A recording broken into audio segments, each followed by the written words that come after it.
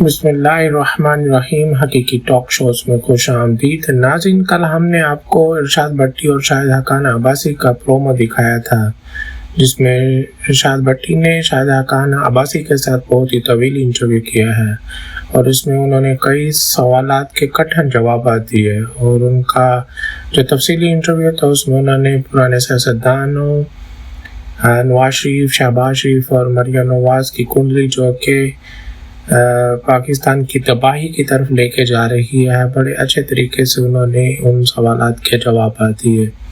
ان کا یہ بھی ماننا ہے اس وقت پاکستان کے واحد حل صرف عمران خان کے پاس ہے، عمران خان سے بات کیے بغیر آگے نہیں بڑھا جا سکتا۔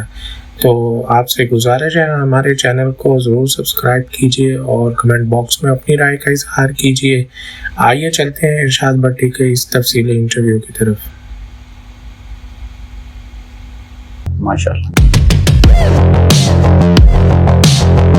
ہم میاں صاحب کے ساتھ کام کرتے تھے اور کے ساتھ نہیں، میں شہباز صاحب کے ساتھ بھی کام نہیں کر سکتا۔ شہباز شریف صاحب کے ساتھ کیوں نہیں کہا؟ میں نہیں، میرے کو ٹرسٹ نہیں ان کی لیڈرشپ۔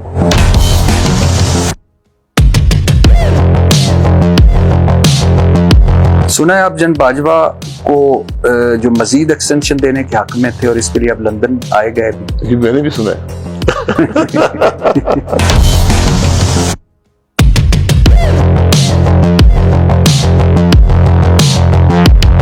ایک بڑی لمبی ملاقات ہوئی تھی آپ کی جن باجوہ سے کسی لان میں، دامنے کو کے لان میں یا جی بالکل ہوئی تھی۔ تو کیا ہو ڈسکس ہوا تھا اس میں؟ میں نیا بنا تھا، 1-2-3 دن ہوئے تھے، تو میں نے کہا ذرا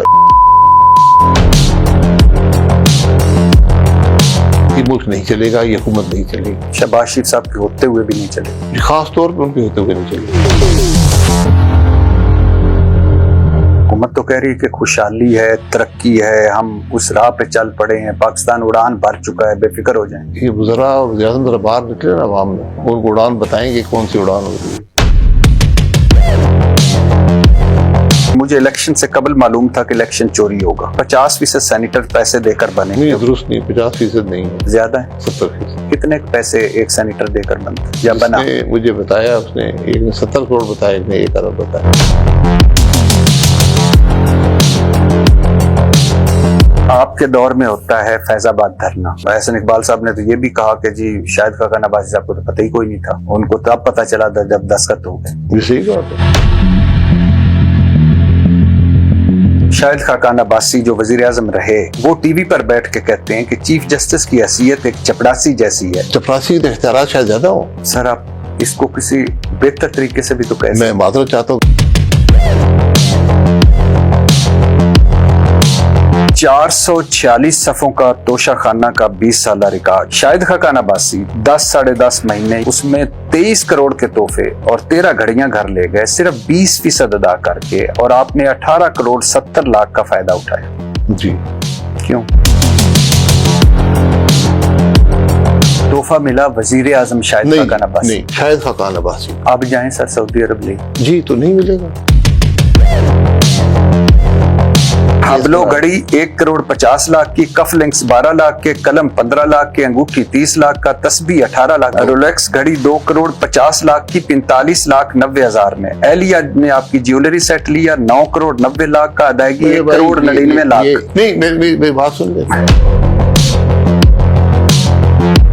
اپریل 2018 میں عبداللہ عباسی آپ کے بیٹے، وہ 55 لاکھ کی گھڑی 10 لاکھ 90 ہزار میں لے گئے۔ اپنی دکھ ہو رہا ہے کہ آپ اس طرح لوٹ مار اوپر ہو رہی ہے کہ آپ لوٹ مار اس میں نہیں ہے، میں نے آپ کو پہلے بتا دیا ہے، تحفہ ملا ہے میرے پاس۔ میری بات اس سے بڑی بات سن لیں سر، اس سے بڑی لوٹ مار اور کیا ہے کہ ادھر ایک تحفہ ملتا ہے، اس کی ویلیو بھی آپ خود لگاتے ہیں، پھر 20% ادا کر کے آپ کے بچے اہل خانہ لے کے گھر چلے جاتے ہیں۔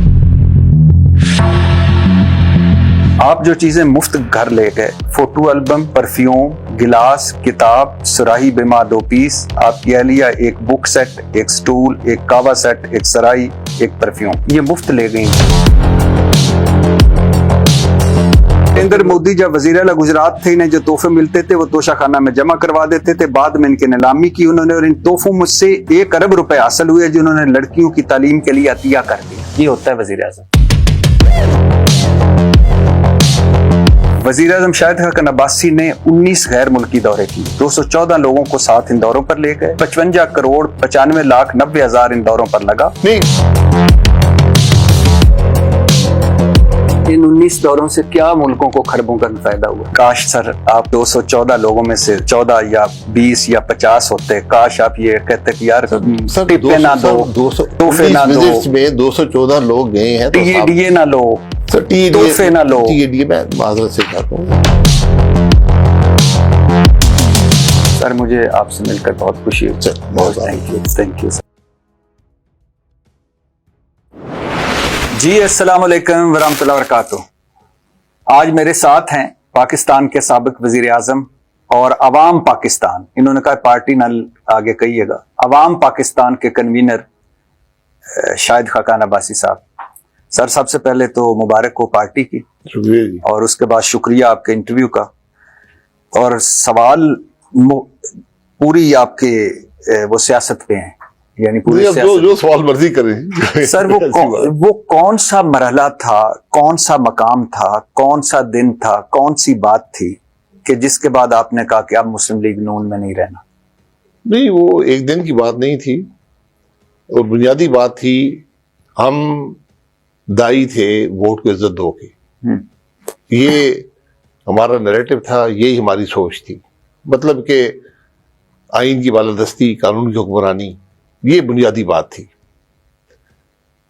جب عدم اعتماد ہو گیا اس کے بعد کچھ ہماری سیاست بدل گئی، اور وہ اقتدار کو عزت دو کی سیاست آ گئی۔ میں نے کیبنٹ پوزیشن نہیں لی، لیکن میں کام کرتا رہا پارٹی کے لیے حکومت میں۔ میں نے محسوس کیا کہ ہمارا راستہ درست نہیں ہے۔ میں نے میاں صاحب کو کئی دفعہ لندن جا کر ان سے گزارش کی کہ یہ معاملہ جو ہے ہم جا رہے ہیں، یہ پارٹی کی تباہی کا باعث بنے گا اور ووٹر ہم سے ہٹ جائے گا۔ بہرحال ان کے فیصلے ہیں۔ پھر میں نے میاں صاحب کیا کہتے تھے آگے سے؟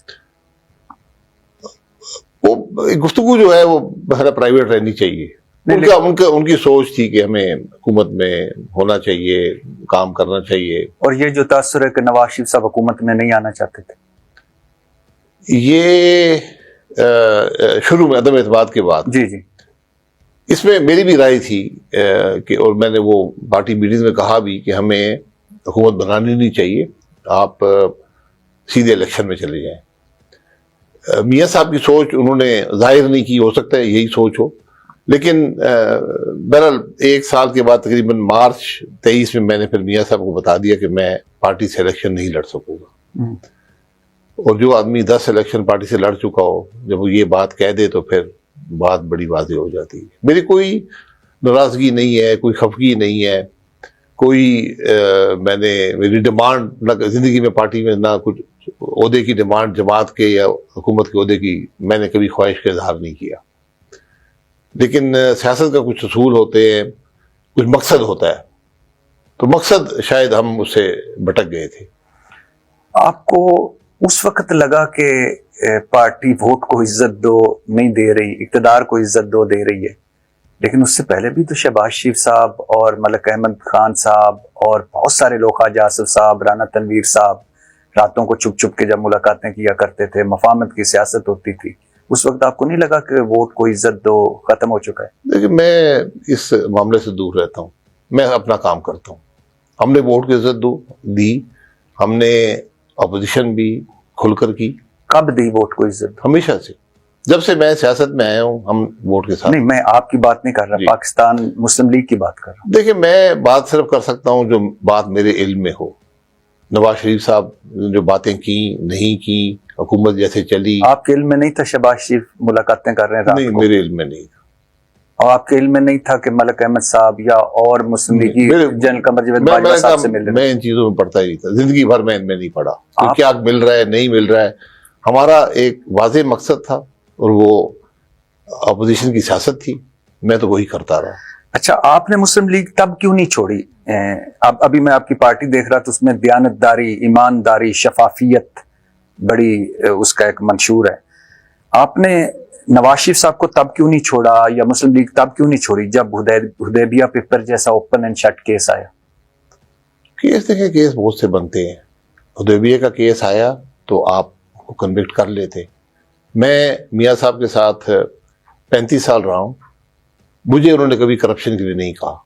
سر میں اپنی بات کروں گا نا. ہاں، آپ جس پارٹی میں رہے میں اس کی بات کر رہا ہوں. آپ کے جو قائد تھے میں ان کی بات کر رہا ہوں. میں اسی کی بات کر رہا ہوں.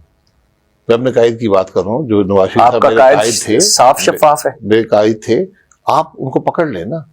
میں تو صرف یہ کہہ پکڑے گئے، رنگے ہاتھوں پکڑے. جو میرا ذاتی تجربہ ہے جی سر، کہ میں نے ان کو کبھی کرپشن کرتے نہیں دیکھا. میں کسی شخص کو نہیں جانتا جس کو انہوں نے کہا ہو تم کرپشن کرو.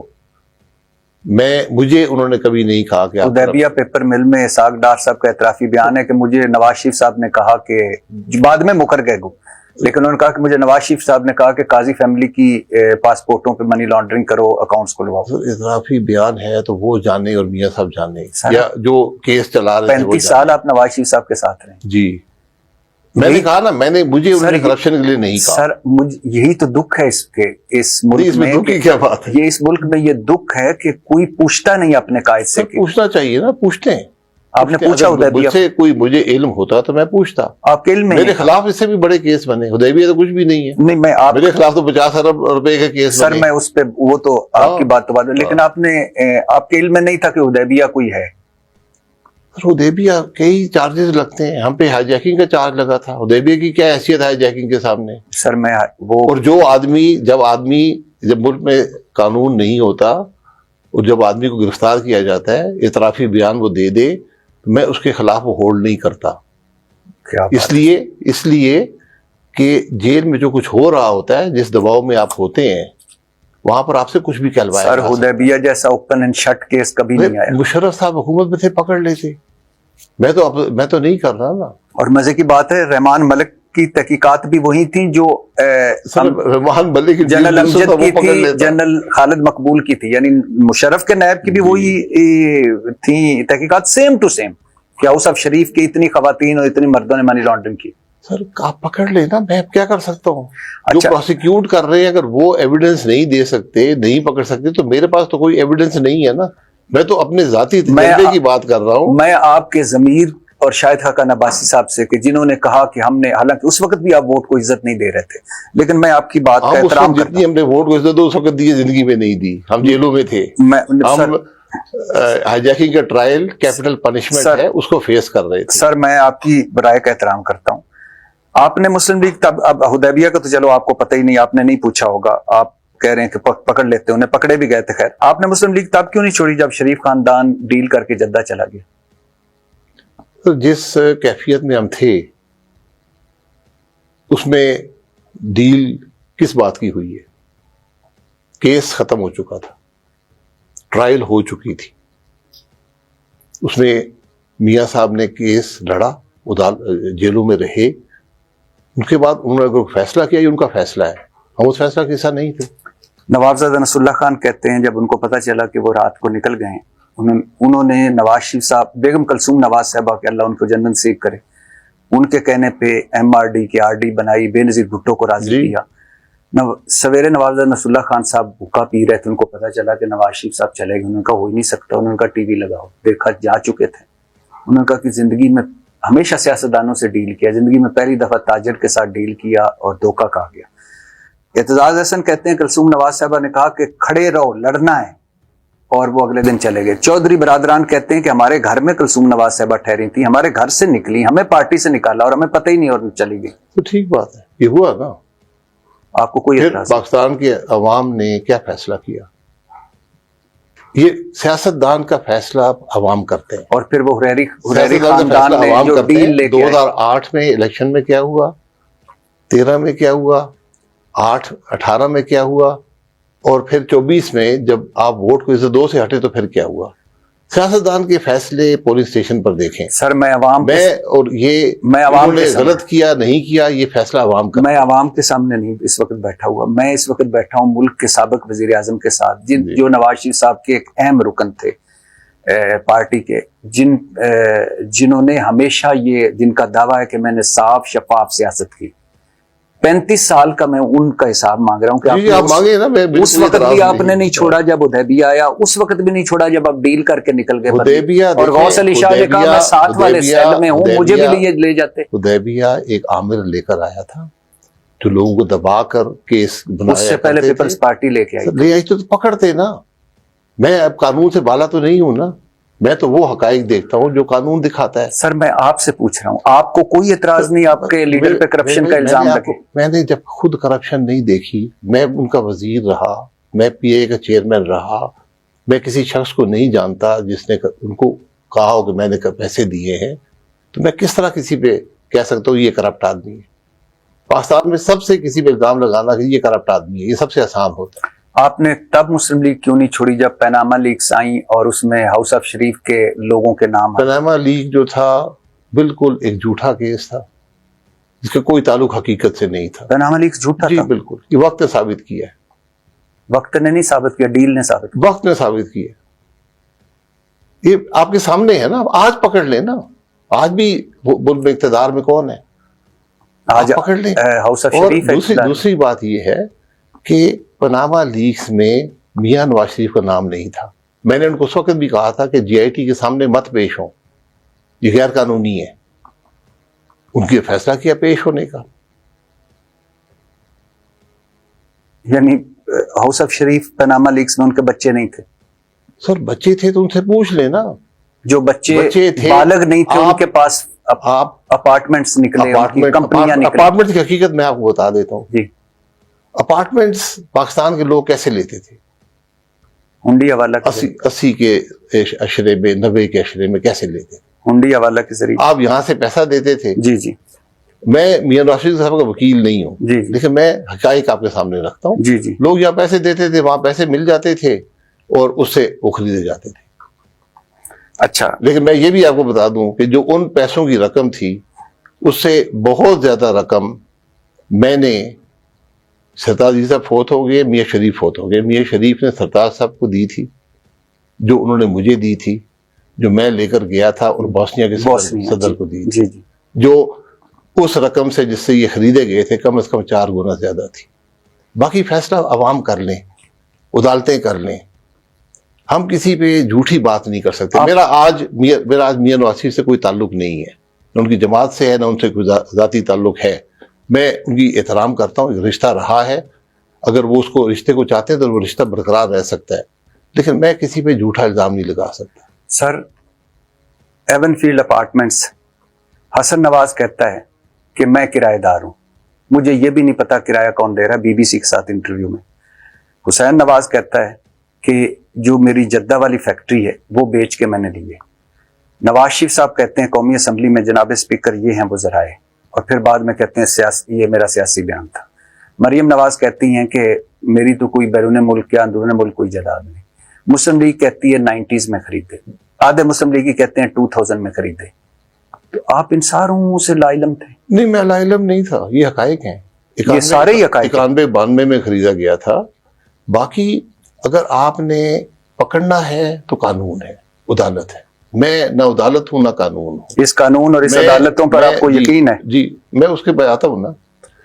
سیاستدان کے قول کا, عمل کا فیصلہ اس ملک کے لوگ پولنگ اسٹیشن پہ کرتے ہیں.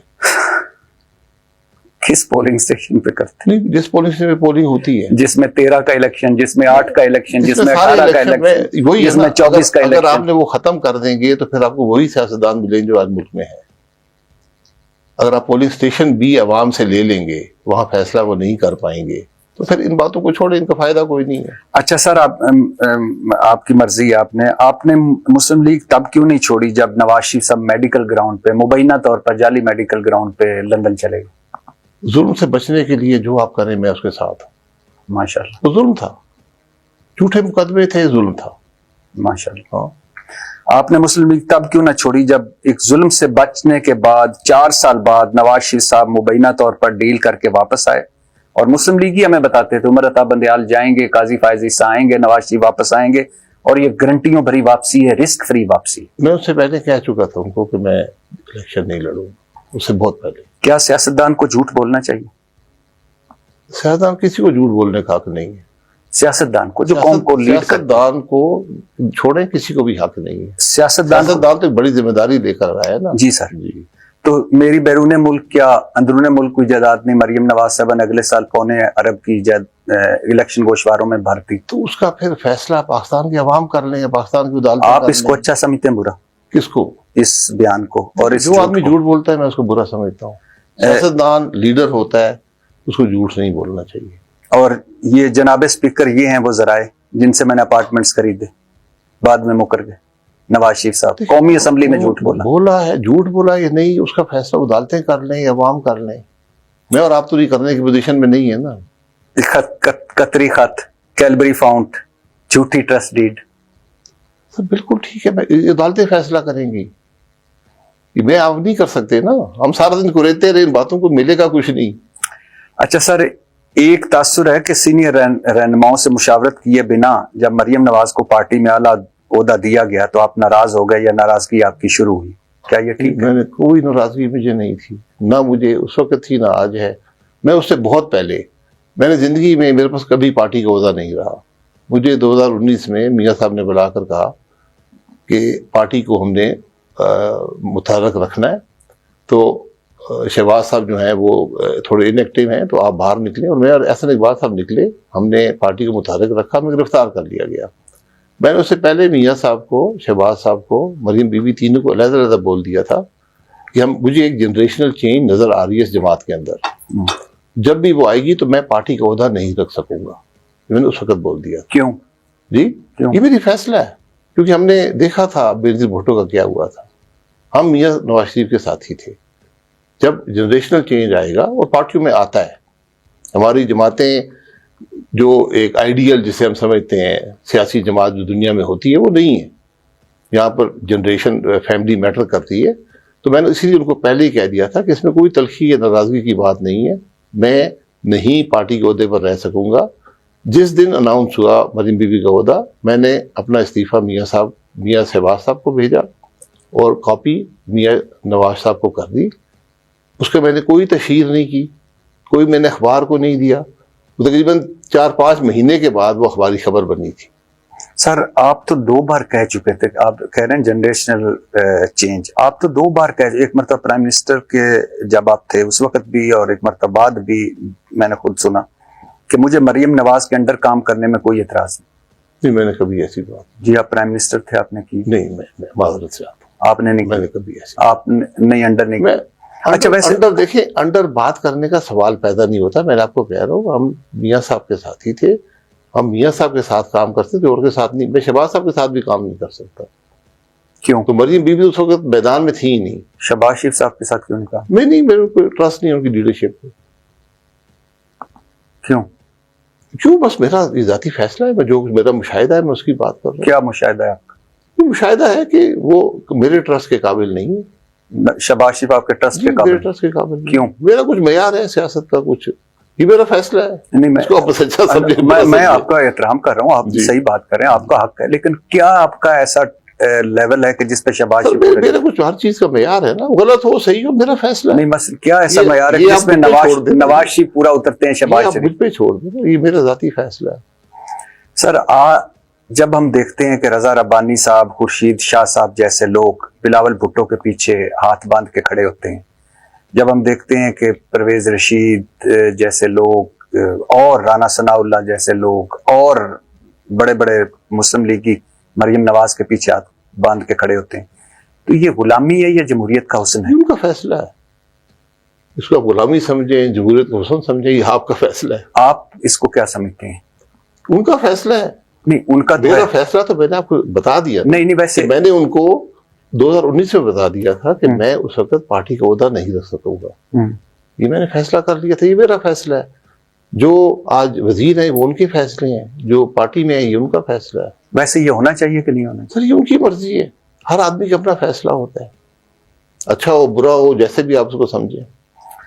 اچھا سر، ایک تاثر ہے کہ جب اسحاق ڈار اور مفتاح اسماعیل صاحب کی لڑائی ہوئی اور پھر مفتاح اسماعیل صاحب کی چھٹی کروا دی گئی تھی، وہ مرحلہ تھا جب آپ نے پارٹی چھوڑنے کا فیصلہ کیا، یا وہ ایک درست نہیں ہے. میں اس کے بعد بھی 10 مہینے پارٹی کے لیے کام کرتا رہا. مجھے اس فیصلے سے اتفاق نہیں تھا. میں نے مفتاح صاحب کو کہا کہ آپ استعفیٰ مت دیں, وزیر اعظم صاحب کو آپ کو نکال دینا چاہیے. وزیر اعظم کے کہنے پہ کام کرتا ہے, اس کی پلیئر جسے کہتے ہیں پلیئر پہ کام کرتا ہے جی, صوابدید پہ. تو میں نے کہا کہ اگر آپ اپنے کام سے مطمئن ہیں تو آپ ان کو کہیں مجھے نکال دیں, یہ حق ہے ان کا. لیکن یہ آپ اس کو کیسا سمجھتے ہیں کہ ایک پارٹی کا سیاستدان اسحاق ڈار صاحب لندن میں بیٹھ کے مفتاح اسماعیل صاحب کو ڈکٹیٹ کر رہے ہیں؟ سر ڈکٹیٹ وہ کر نہیں سکتے نا, ذمہ داری اس کی ہوتی ہے جو موجود ہوتا ہے. یا تنقید کر رہے ہیں؟ اس لیے معاملہ نہیں, تنقید کرنا ہر ایک کا حق ہے. اگر آپ جماعت کے اندر ہیں تو تنقید کا حق آپ کے پاس نہیں رہتا, وہ حق نہیں رہتا. جی جی, اس لیے خرابی ساری پیدا ہوئی. اسحاق ڈار صاحب آ کر وزیر خزانہ لگ گئے, مفتاح صاحب کو انہوں نے نکال دیا. اچھا سر, وہ ہاؤس آف شریف جنہوں نے آپ کو وزیر اعظم بنوایا چودھری نثار کی اس ناراضگی مول لے کر, اور پھر جب آپ اپنی آبائی سیٹ ہار گئے تو آپ کو لاہور سے MNA بنوایا, آج آپ ان کو چھوڑ چکے ہیں, ان پر تنقید بھی کرتے ہیں, کیا یہ احسان فراموشی نہیں؟ دیکھیے احسان کیا ہوتا ہے وزیر اعظم بنوانا؟ وزیر اعظم میں نے کبھی وزارت عظمیٰ مانگی تھی, مجھے پارٹی نے ذمہ داری دی, اس کی مہربانی ہے. میں نے پوری محنت, پوری لگن سے اور پوری وفاداری سے کام کیا جماعت کے لیے. جماعت کو آج تک مجھ پہ کبھی کوئی کسی نے اعتراض نہیں کیا. جی سر, جو اس وزارت عظمیٰ کی حقیقت ہے بننے کی, وہ بھی آپ کسی بھی مسلم لیگ کے لیڈر سے پوچھ سکتے ہیں کہ اس دن کیا ہوا تھا. کیا ہوا تھا سر؟ آپ پوچھ لیں. آج بتا دیں. نہیں, میں نے بتا دی ہے, میں نے کئی دفعہ بتایا, میرا بتانا مناسب نہیں. ویسے آج میں نے نہ کر دی تھی. آپ نے مری میں جب اجلاس ہوا؟ مری میں نہیں, اچھا, اسلام آباد میں دفتر میں اجلاس ہوا تھا. اچھا, جہاں پر پوری مسلم لیگ کی قیادت موجود تھی, میاں صاحب کی ساری فیملی موجود تھی, ایک اصول کی بنیاد پر. تو وہ بات یہ نہیں ہے. مجھے جو 19 کا میں نے 18 کا الیکشن لڑا لاہور سے, میں نے اس پہ بھی نہ کر دی تھی. میاں صاحب کے اصرار پہ میں نے الیکشن لڑا, اور میں نے پوری وفاداری سے اپوزیشن کی, جس کا شاید دوسرے مسلم لیگ کے لیڈرشپ تھی, شاید وہ نہ کر سکی. تو میں نے اپنا کام کیا ہے, ان کی مہربانی ہے. اور میں نے جماعت چھوڑ کسی اور جماعت میں نہیں گیا, میں نے صرف جماعت چھوڑ دی, میں نے الیکشن چھوڑ دیا. اور اس کی حقائق میں میاں صاحب کو بتا چکا تھا, اور 1 سال پہلے بتا چکا تھا. تو میں نے کوئی کسی کو دھوکہ نہیں دیا, نہ میں نے کبھی کسی کی حد تک کی ہے. میں نے اپنا فیصلہ کیا, اور میں اس پہ آج بھی قائم ہوں, اور میں سمجھتا ہوں میں نے بہتر فیصلہ کیا.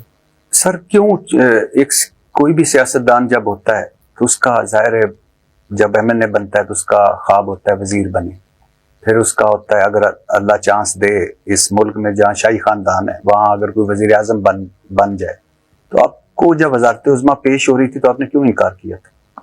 ان سے پوچھ لینا, لوگ وہاں پر تھے. میں نے بتایا تھا, میں نے انکار کر دیا تھا. کیوں؟ آپ پوچھ لینا, مجھے چھوڑے, میں بتاؤں گا تو شاید غلط ثابت ہو. اور نہیں, کیا فرق پڑتا ہے؟ اور میں اس کا, آپ نے کبھی کہا اصول کی بنیاد میں ایک چھوٹا سا بیک گراؤنڈ بتا دیتا ہوں. جی, میں 88 میں نے الیکٹ ہوا تھا بغیر ٹکٹ کے. جی آزاد. میں وزیر بنا تھا 2013 میں, 26 سال کے بعد. تو میں کبھی کسی عہدے کا متلاشی نہیں رہا. چیئرمین PIA تو رہے تھے. چیئرمین PIA مجھے میاں صاحب نے زبردستی بھیجا تھا. میں نے کبھی خواہش کا اظہار نہیں کیا. انہوں نے کہا, میں ملک چھوڑ کے چلا گیا تھا, میں واپس آیا, انہوں نے کہا نہیں آپ نے جانا ہے. تو میں نے اپنی ذمہ داری نبھائی ہے. میں نے کبھی نہ عہدہ مانگا ہے.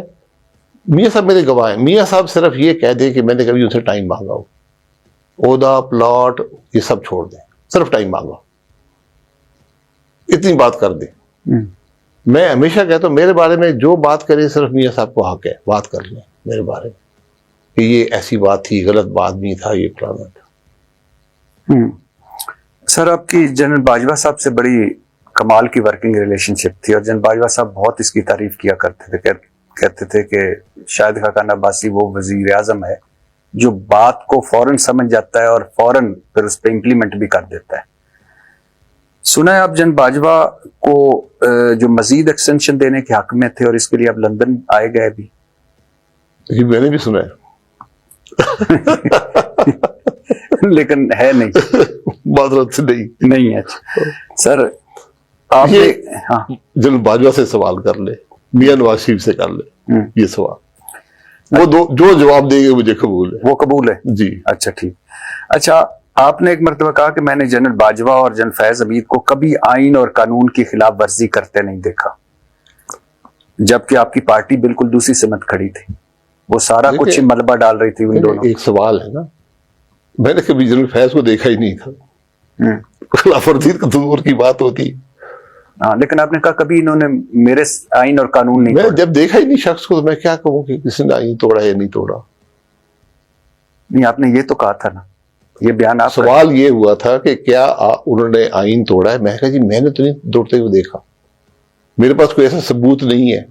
جب ایک آدمی ایک ذمہ داری کی کرسی پر بیٹھا ہو تو پھر بات وہ کرنی چاہیے جو آپ کے ذاتی نالج میں ہو کہ یہ ہوا ہے، اس کا ایویڈنس ہو، آپ کے سامنے آیا ہو۔ تو میں نے ایسی بات نہیں دیکھی۔ ایک بڑی لمبی ملاقات ہوئی تھی آپ کی جنرل باجوہ سے کسی لان میں، دامنے کو کے لان میں یا جی بالکل ہوئی تھی۔ تو کیا ڈسکس ہوا تھا اس میں؟ میں نیا نیا بنا تھا، 1-2-3 دن ہوئے تھے، تو میں نے کہا ذرا ایک ریلیشن شپ کو ری اسٹیبلش کیا جائے، کیونکہ جنرل باجوہ نے ہی ہماری حکومت توڑی تھی جو 2017 میں حکومت توڑی گئی تھی۔ اب ہم نے 10 مہینے کام کرنا تھا، تو اس ریلیشن شپ کو میں نے کہا ذرا ہم کھل کر بات کر سکیں کہ یہ ریلیشن شپ کیسے چلے گی اور کس بنیاد پہ چلے گی۔ تو وہ ہم نے اور کام کیا، ہم نے 10 مہینے مکمل طور پہ کام کیا، جو اسٹیبلشمنٹ کرتی وہ کرتی رہی۔ یہاں دھرنا بھی ہو گیا، بلوچستان حکومت بھی چوری ہو گئی، وہ سینیٹر بھی الٹے سیدھے آ گئے، سینیٹ کا چیئرمین بھی چوری ہو گیا، بٹ یہ چھوٹی باتیں ہیں۔ ملک چلتا رہا، ملک کے معاملات چلتے رہے، ملک نے ترقی کی، ملک میں آئینی ترمیم ہوئی، میرے اپنی پارٹی کا پورا ایجنڈا میں نے پورا کیا۔ اور جس دن ہماری آخری کابینہ کی میٹنگ تھی، کوئی سمری پرائم منسٹر سیکریٹریٹ موجود نہیں تھی۔ 8-8 10-10 گھنٹے کی کابینہ کی میٹنگز ہوئی۔ میں نے ہر وزیر سے کہا جو بھی آپ کا ایشو ہے لے کر آئیں، کابینہ میں ڈائریکٹ لے کر آئیں، مت بھیجیں پی ایم ہاؤس میں۔ تو چلتا رہا، ملک چلتا رہا، یہ مقصد ہوتا ہے۔ اچھا سر، آپ کی پارٹی کے پہلے لوگ نہیں کہتے تھے، اب کہتے ہیں۔ جن قمر جاوید باجوہ نے ہم سے ایکسٹینشن مانگی تھی، آپ کے سامنے کبھی کوئی ہوا ایسے کہ انہوں نے ایکسٹینشن میں نے بتایا میں کبھی ان کاموں میں ملوث نہیں ہوتا، لیکن کبھی کوئی سنا کہ ایکسٹینشن مانگی؟ نہیں، میں نہیں سنا۔ میں جیل میں تھا جب ان کی ایکسٹینشن ہوئی ہے 2019 والی، جی، میں نے وہاں سے، اور وہ اگست 2019 میں ایکسٹینشن دے دی گئی تھی، پرائم منسٹر عمران خان نے دے دی تھی۔ جی جی، میں نیب کی کسٹڈی میں تھا، تو مجھے نیب کے ایک افسر نے کہا جی یہ خط آیا، اس نے دکھایا اپنے فون کے اوپر۔ میں نے کہا تو جعلی خط ہے، تو ہو نہیں سکتا، یہ اس طرح ہوتا نہیں ہے۔ ایک سمری آتی ہے، سمری پہ آپ فیصلہ کرتے ہیں، پرائم منسٹر کبھی اپنے نام سے خط نہیں جاری کرتا۔ تو بہرحال وہ ہو گیا۔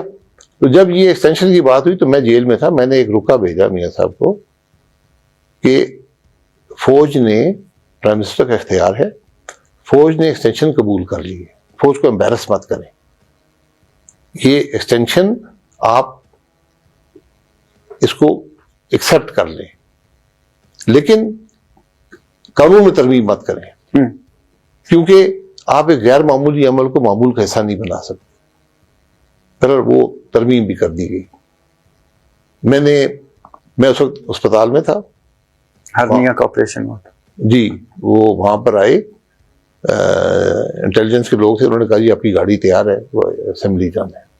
میں کہا جی میں اسمبلی نہیں جا سکوں۔ وہ کہا جی کیوں؟ میں نے کہا اس لیے کہ میں کل بھی ایم این اے تھا، میں پرسوں بھی ایم این اے تھا، میں پچھلے ہفتے بھی تھا، پچھلے مہینے بھی تھا۔ اس وقت آپ کو یاد نہیں آئے کہ میں ایم این اے ہوں؟ میری جماعت نے ایک فیصلہ کر دیا ہے، میں نے اپنی رائے کا اظہار ان کو کر دیا تھا۔ جب وہ فیصلہ ہو گیا تو میرا فیصلہ بن گیا، میرا فیصلہ ہے، میں اس کو ڈیفینڈ کروں گا۔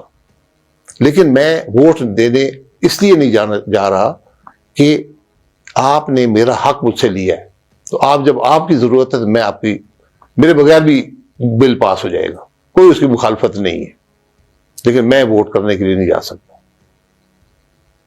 نہیں گیا۔ اور آج آپ کی پارٹی، آپ کی جماعت اس کو ڈسون کرتی ہے، بڑی غلطی قرار دیتی ہے وہ ایکسٹینشن دینا۔ آپ آج اس کو ڈیفینڈ کرتے ہیں کہ نہیں صحیح فیصلہ تھا؟ بہت دیر ہو گئی ہے، میری پارٹی کے لیے بھی بہت دیر ہو گئی ہے۔ جب فیصلے کر دیے تو فیصلے ہو گئے، جب گولی چل گئی تو گولی چل جاتی ہے۔ ہاں اچھا سر، 8 فروری 2024 کا الیکشن کون جیتا تھا؟ 8 فروری 2024 کا الیکشن فارم 45 دیکھ لیں تو پی ٹی آئی جیتی ہے۔ فارم 47 دیکھ لے تو نون لیگ جیتی ہے. اور اصل فارم کون سا ہے؟ اصل پھر یہ اللہ تعالیٰ جانتا ہے. میں نے اس الیکشن میں حصہ نہیں لیا. میں خود 2018 میں فارم 47 سے ہارا ہوں. میں جانتا ہوں کون سا صحیح ہوتا ہے اور کون سا غلط ہوتا ہے. آپ نے خود کہا ہوا ہے کہ نواز شریف کی جیت مشکوک ہے، دوبارہ جائیں عوام ساری حکومت، یہ مینڈیٹ عوام کا نہیں ہے، یہ مشکوک ہو گیا. اس لیے اس طرح ملک نہیں چلتے. یہ ملک نہیں چلے گا، یہ حکومت نہیں چلے گی. شہباز شریف صاحب کے ہوتے ہوئے بھی نہیں چلے گی. خاص طور پہ ان کے ہوتے ہوئے نہیں چلے گی. کیوں؟ کیونکہ ان کا مینڈیٹ صحیح نہیں ہے. یہ عہدے مورل اتھارٹی سے چلتے ہیں. اگر آپ کے عوام کا مینڈیٹ نہیں ہے، آپ کا مورل اتھارٹی نہیں ہے. کوئی شخص بھی جو کسی ایسے عہدے پر بیٹھا ہو جس کا وہ حقدار نہیں ہے، وہ نہیں کام کر سکے گا. یہ قدرت کا ایک نظام ہے. سر 26ویں آئینی ترمیم آ چکی، پیکا آ چکا، جمہوریت، پارلیمنٹ، عدلیہ، صحافت، سب کو زوال کا گیر لگا ہوا ہے. کیا بنے گا ہمارا؟ جی میں نے لگایا نہیں، ہم ساروں نے مل کے لگایا. جی تو کیا سارے بنے ذمہ دار ہیں. تو کیا بنے گا ہمارا ملک کا؟ کیا بنے گا؟ ملک خرابی زوال طرف جائے گا. سیدھی بات ہے. مزید زوال آئے گا. اس سے اور زوال کیا آئے گا؟ اور بھی آ سکتا ہے. جب آپ کی سوچ اتنی بگڑ جائے کہ آپ کو برائی نظر نہ آئے، خرابی نظر نہ آئے، جب آپ آئینی ترمیم کر کے آئین کی روح کو تباہ کر دیں، جب آپ پیکا جیسے ایکٹ بنائیں، جب آپ یہ کنال کے معاملات کو سمجھیں کہ عوام کی کوئی حیثیت نہیں ہے، آپ جو آپ نے قانون بنائے کہ آپ جلسہ نہیں کر سکتے ایس ایچ او کی مرضی اور ڈی سی کی مرضی کے بغیر، اس کی ٹائم آپ فکس کرنا شروع کر دیں. یعنی جو حکومت اپنا وقت ان باتوں پر ضائع کرے، اس کے بارے میں آدمی کیا کہہ سکتا؟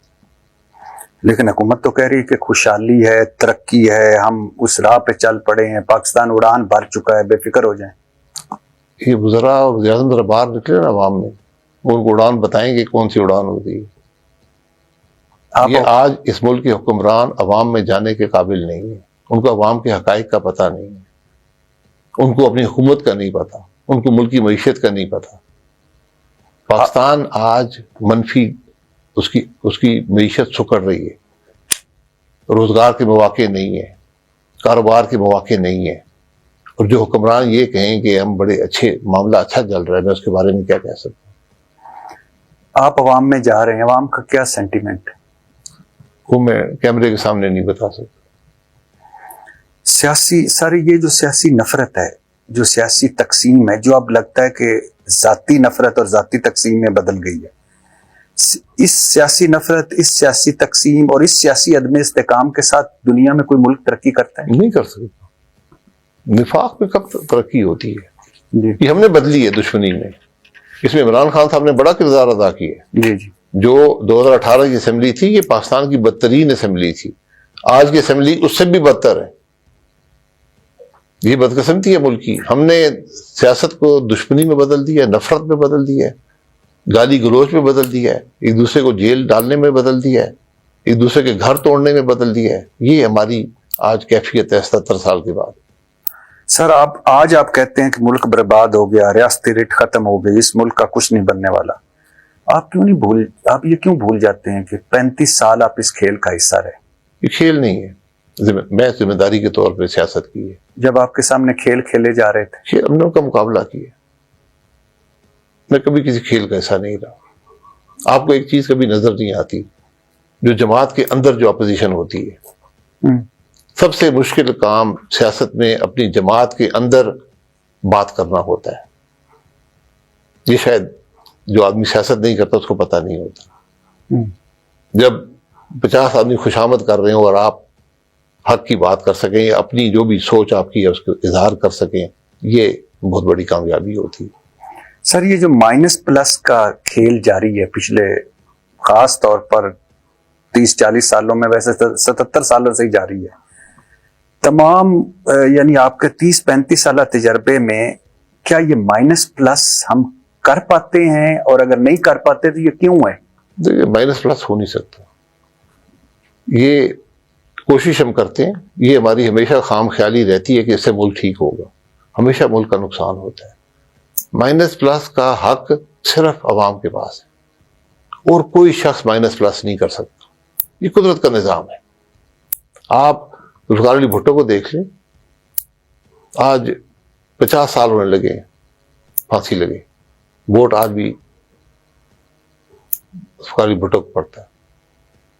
آج کوئی ایوب خان کو یاد کرنے والا نہیں ہے, آج کوئی ضیاء الحق کو یاد کرنے والا نہیں ہے, آج مشرف کو یاد کرنے والا نہیں ہے, لیکن آج بھی آپ کو لوگ بھٹو کو یاد کرنے والے ملیں گے. یہ فرق ہوتا ہے سیاستدان میں اور عامل میں. جب سیاستدان بھی آمریت پہ آ جائے, اپنی سیاست چھوڑ دے, خرابی وہاں سے پیدا ہوتی. آپ نہیں سمجھتے کہ ہمارے ملک میں دو ہی آئے ہیں نظام, فوجی آمریت, سویلین آمریت؟ کوئی پارٹی مجھے آپ بتا سکتے ہیں جس کے مائنڈ سیٹ میں جمہوریت ہو, جن کے فیصلوں میں جمہوریت ہو, یا جس کی اپنی پارٹی میں جمہوریت ہو؟ نہیں ہوتی تو اب یہاں نہ ہوتے نا, اب یہاں کھڑے نہ ہوتے آج جہاں پر آپ ہیں. یہ ایک لمبی کہانی ہے, ہمیشہ ڈھونڈتے رہتے ہیں غلطی کس کی ہے, کس کا احتساب کریں. بات یہ نہیں ہے, بات یہ ہے کہ اب دیکھیں ملک میں ہوا کیا. ہم اپنی تاریخ ہم نے مسخ کر دی ہے. 47 میں ہم آزاد ہوئے, ہمارے پہلے الیکشن 1970 میں ہوئے. 23 سال بعد پاکستان میں الیکشن ہوا. اس الیکشن کو نہ ماننے کی وجہ سے ہمارا ملک ٹوٹ گیا. اس سے بھی ہم نے سبق حاصل نہیں کیا. متواتر اس کے بعد وہ پاکستان کا پہلا اور آخری فیئر الیکشن تھا جس سے ملک ٹوٹ گیا, جسے ملک ٹوٹا. اس کے الیکشن سے نہیں ٹوٹا, نہ ماننے سے, رزلٹ نہ ماننے پہ, شیخ مجیب کا مینڈیٹ نہ ماننے سے. جی شیخ مجیب کا مینڈیٹ. جی. شیخ مجیب کیا مانگ رہا تھا؟ 6 نکاتی پروگرام. آپ 18ویں ترمیم دیکھیں, 6 نکاتی پروگرام سے 10 گنا زیادہ اس کے اندر صوبوں کو آپ یعنی آپ کہہ رہے ہیں کہ شیخ مجیب الرحمان کے جو 6 نکات ہیں اس سے زیادہ بڑی 18ویں ترمیم, اس سے بہت زیادہ اختیارات آپ نے صوبوں کو 18ویں ترمیم میں دی ہیں. پھر آپ نے کیوں نہیں مانا؟ پھر اس کے بعد 85 کا الیکشن ہوا, قدرے فیئر تھا لیکن وہ نان پارٹی تھا, کوئی متنازع. اس کے بعد سے ہر الیکشن کسی کو مضبوط کیا گیا, کسی کو کمزور کیا گیا, کسی کو لایا گیا, کسی کو لے جایا گیا. یہ تماشے ہم نے لگائے ہیں. اور پھر 18 کا الیکشن آیا, 2018 کا, اور اس کے بعد 2024 کا, تو رئیس کثر ان دونوں نے پوری کر دی ہے. لیکن سر آپ 88 میں آزاد جیتے جی, اور آزاد جیت کے تو آپ آئی جی آئی میں شامل ہوئے تھے. جی میں آئی جی آئی میں شامل ہوں. تو آئی جی آئی نے تو مینڈیٹ نہیں چرایا تھا بی بی کا. مینڈیٹ ان کے پاس تھا نہیں نا, بی بی بن گئی تھی پرائم منسٹر. ہاں لیکن مجھے آفر تھی پیپلز پارٹی سے, لیکن میں پیپلز پارٹی میں نہیں گیا. میرا حلقہ جو تھا وہ مسلم لیگی حلقہ تھا. تو جن حمید گل تو کہتے ہیں کہ یہ ہم نے بنائی تھی اور بینظیر بھٹو کے خلاف ہو بنائی سکتا ہے. میرے پاس, میں نے کہا نا, یہ سب باتیں بعد میں سب کو یاد آتی ہیں. اس وقت میں نے کچھ نہیں دیکھا, میں نے یہ دیکھا یہ 2 چوائسیز ہیں, تو میں نے بہتر چوائس کی طرف گیا. سر آپ نے کہا کہ مجھے الیکشن سے قبل معلوم تھا کہ الیکشن چوری ہوگا اور اس میں حصہ نہیں لیا, اور دعوے سے کہتا ہوں کہ 50% سینیٹر پیسے دے کر بنے. ایوان بالا پر نہیں, درست نہیں, 50% نہیں ہے, زیادہ ہے, 70%. 70%. تو اگر کوئی عدالت بلا کر ثبوت مانگے تو ہے آپ کے پاس؟ ثبوت نہیں ہے. میں جو دیکھا ہے میں اس کی بات کر رہا ہوں. پیسے دیتے لیتے دیکھا ہے؟ نہیں, جو مجھے جن باتوں کا علم ہے, اگر کسی سینیٹر مجھے خود بتایا کہ میں پیسے دے کر آیا ہوں, تو میں اب اس کی نفی تو نہیں کر سکتا نا. 70 سینیٹروں نے آپ کو بتایا؟ 70 نہیں, کئی نے بتایا, اور جو وہ بتاتے ہیں دوسروں کو بھی بتاتے ہیں. کتنے؟ تو میں نے اس لیے یہ بات ذکر کر, سینیٹر کا نام نہ لیجیے گا, لیکن کتنے پیسے ایک سینیٹر دے کر بنتا ہے یا بنا؟ مجھے بتایا اس نے, ایک نے 70 کروڑ بتایا, ایک نے 1 ارب بتایا. 1 ارب اور ایک 70 کروڑ دے کے سینیٹر بنتا ہے. تو وہ کیا کرتا ہے سینیٹر میں بن کے ارب؟ ان سے پوچھے جو کرتے ہیں. وہ یہ 70 کروڑ یا ارب کی وصولی کیسے؟ واپس وصولی ہو جاتی ہے. سیاست میں وصولی مشکل نہیں ہے, اگر آپ دکان کھول لیں تو دکان چلتی ہے. اچھا سر, آپ کے خیال میں, یعنی آپ کے خیال میں نواز شریف صاحب کی سب سے بڑی غلطی کیا ہے؟ ڈیل کر کے ملک سے جانا, ڈیل کر کے واپس آنا, بیٹی کو وزیر اعلیٰ بنوانا, بھائی کو وزیر اعظم بنوانا؟ غلطیاں ہم انسان ہے نا, غلطیاں سب سے ہوتی ہیں. سیاستدان کی غلطی کا فیصلہ تاریخ کرتی ہے, تاریخ میں چھوڑ دیں. یہ میں اور آپ کرنے کے قابل نہیں. آپ اس وقت اس پوزیشن میں نہیں ہے کہ کوئی چیز بتا سکیں؟ میں نہیں, بتانے کی بات نہیں ہے. جو آپ نے باتیں کی سب کو پتہ ہے. ہاں, آپ اس کو غلطی سمجھتے ہیں, ہو سکتا ہے وہ اس کو درست سمجھتے ہوں. یہ چیزیں تاریخ میں چھوڑ دیں.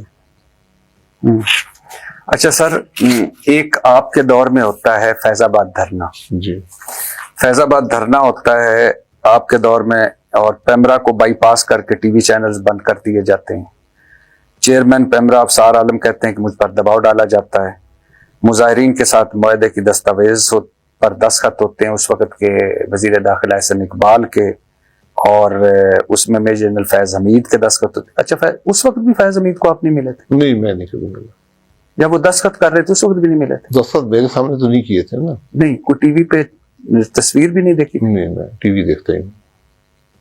اچھا، وزیر اعظم پاکستان نے اس وقت جن فیض حمید کو دیکھا ہی نہیں؟ میں یقین کر نہیں دیکھا. ماشاء اللہ. اچھا، بعد میں میری ان سے ملاقات ہوئی 2018 کے نومبر میں. کہاں؟ یہاں میرے گھر آئے تھے. کیا، کس لیے؟ ہمیں باجوہ صاحب نے کہا کہ میں آپ سے مفتاح اسماعیل صاحب سے، خواجہ آصف سے ملنا چاہتا ہوں، معیشت ڈسکس کرنا چاہتا ہوں. تو میں نے میاں صاحب سے پوچھا، انہوں نے کہا ٹھیک ہے. تو جب عمران خان وزیر اعظم بن چکے تھے؟ جی نومبر 2018 کی بات ہے. یہ میری پہلی اور آخری ملاقات تھی ان کو چھوڑنے کے بعد، وزارت عظمیٰ چھوڑنے کے بعد. تو انہوں نے کہا جی وہ جنرل فیض حمید صاحب آئیں گے، آپ کے گھر آئیں گے، وہ آپ کو لے کر جائیں گے تینوں کو. تو میں نے خواجہ صاحب سے کہا جب وہ جنرل صاحب آئے تو بتانا کون سا آدمی ہے، میں پہچانتا نہیں ہوں، ان سے میری ملاقات نہیں ہے. وہ ملاقات تھی. وہ میٹنگ میں موجود رہے، کافی دیر میٹنگ چلی، 4-5 گھنٹے. جن باجوہ بھی تھے؟ جی جنرل باجوہ ہی تھے. ہاں. تو کھانے کی ٹیبل پر. آپ کے گھر میں؟ نہیں، ان کے گھر میں. اچھا، ہم تینوں تھے. اچھا، لے کے ادھر گئے؟ جی. اچھا، جنرل فیض تھے اور جنرل باجوہ تھے. ڈی جی ایس آئی نہیں تھے، ڈی جی سی.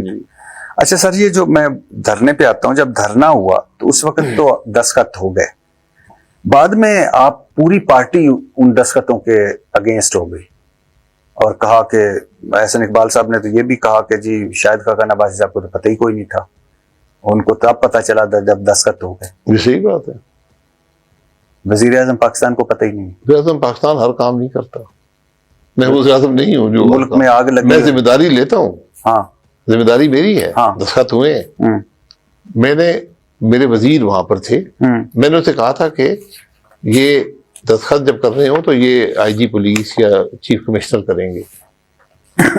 تو رات کو نیگوشیشن ہو رہی تھی. نیگوشیشن ہوئی تھی جب حکومت فیل ہو چکی تھی.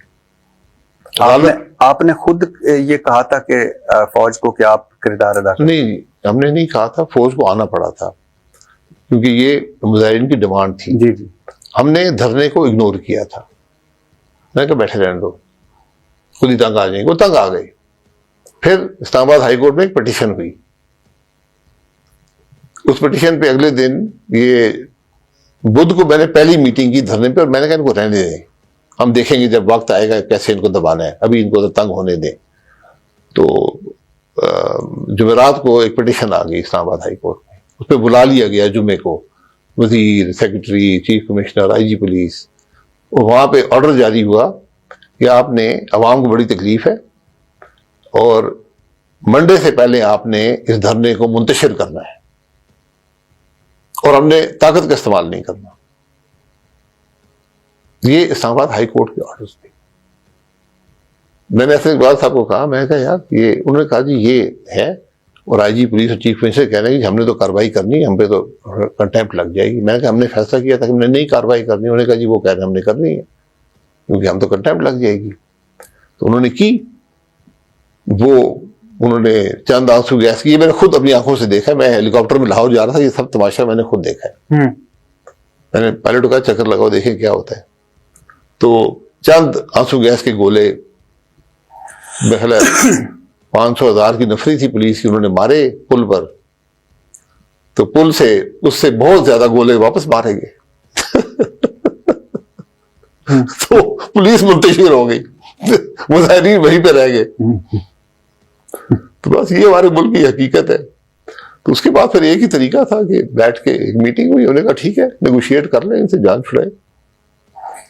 تو اس میں میں نے احسن صاحب کو کہا تھا کہ آپ کمشنر آئی جی پولیس کرے. بہرحال جب سائن وہ ہوئے تو احسن صاحب نے کیے تھے. میں نے ان سے پوچھا، انہوں نے کہا جی وہ فیض حمید صاحب نے کہا جی میں بھی کر رہا ہوں، آپ بھی کر دیں. تو میں نے فیصلہ کیا.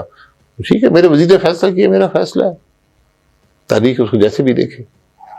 فیض آباد دھرنا معاہدہ، وزیر قانون زاہد احمد کا استعفیٰ، زاہد احمد کے خلاف فتویٰ نہ دینے کی یقین دہانی، گرفتار افراد کی رہائی ہوگی، زیر حراست افراد کے خلاف مقدمات کا خاتمہ ہوگا، راجہ ظفر کمیٹی 3 رکنی کمیٹی ظفر الحق صاحب، احسن اقبال صاحب، مشاہد اللہ خان صاحب تحقیق کرے گی اور پھر حلف نامے کی جو تبدیلی کا ذمہ دار ہوگا ان کے خلاف کارروائی کرے گی۔ معاہدے میں پنجاب حکومت سے متعلق تمام نکات پر عمل درآمد ہوگا اور فوجی قیادت کا کردار۔ معاہدے کے آخر میں جنرل قمر جاوید باجوہ اور ان کی ٹیم کا شکریہ۔ معاہدہ پڑھا تھا آپ؟ نہیں میں نے نہیں پڑھا، میرے وزیر نے نیگوشیٹ کیا، انہوں نے سائن کیا تو میرا ہو گیا کر لیا، میری ذمہ داری ہوگی۔ چونکہ اب یہ سینسٹیو معاملہ یہ گزر گیا، لیکن میں صرف اس کے سیاسی پہلو پہ بات کرنا۔ جب آپ کا معاہدہ ہو گیا، آپ نے کر لیا، آپ نے دستخط کر لیے، خیر و بخوبی عافیت چلے گئے، اور اب یہ بھی نہیں کہتا کہ اس میں گرفتار افراد کی رہائی، زیر حراست افراد کے خلاف مقدمات کا خاتمہ، جیسا بھی ہو، بعد میں کیوں آپ حریت پسند سارے بن جاتے ہیں؟ کہتے ہیں کہ نہیں، میں تو کبھی حریت پسند نہیں بنا، میں تو قبول کر رہا ہوں۔ آپ کے وزیر بیان دیتے پھر رہے ہیں آپ کہ سر وہ ان کی مرضی ہوگی، یہ معاہدہ ہوا ہے، اچھا تھا برا تھا، یہ ہوا ہے، ایک معاملے کو ختم کیا گیا جب حکومت ناکام ہو چکی تھی۔ اور لیکن آپ نے ٹی وی چینل سے بڑی جلدی بند کروا دی۔ ٹی وی چینل میں نے بند نہیں کیے، وہ میرے وزیر نے کیے، مجھے علم نہیں تھا، لیکن وہ بھی میرا فیصلہ ہے۔ سر آپ کہاں تھے اس وقت؟ یہ سارا کچھ آپ کے علم میں؟ ہر چیز وزیر اعظم نہیں کرتا، اس کے وزیر کرتے ہیں، اس کی ذمہ داری اسی کی ہوتی ہے، میری ذمہ داری ہے۔ آج آپ جو ٹی وی چینلز بند ہوئے ان پر آپ سیٹسفائیڈ ہیں؟ جی، ان کے وزیر نے فیصلہ کیا تو میں ان کے فیصلے کو سپورٹ کرتا ہوں۔ اچھا کیا برا کیا یہ ان کا فیصلہ تھا۔ اچھا، حیران کن امر یہ ہے اس میں کہ شہباز شریف کی حکومت جو پنجاب حکومت تھی، اس نے کہا کہ یہاں مات احتجاج کریں، مسئلہ مرکز کا ہے وہاں جائیں، اور پھر مظاہرین لاہور سے چلتے ہوئے آ کر فیض آباد بیٹھ کے جی یہ درست بات ہے۔ تو کوئی آپ نے رستے میں کوئی ان کو نیگوشیٹ نہیں کیا؟ پنجاب حکومت بھی آپ کی پنجاب تھی؟ حکومت، پنجاب پولیس ان کو یہاں لا کر چھوڑ کے گئی تھی۔ کیوں؟ یہ ان کا فیصلہ تھا پنجاب حکومت کا۔ آپ کی حکومت تھی نا؟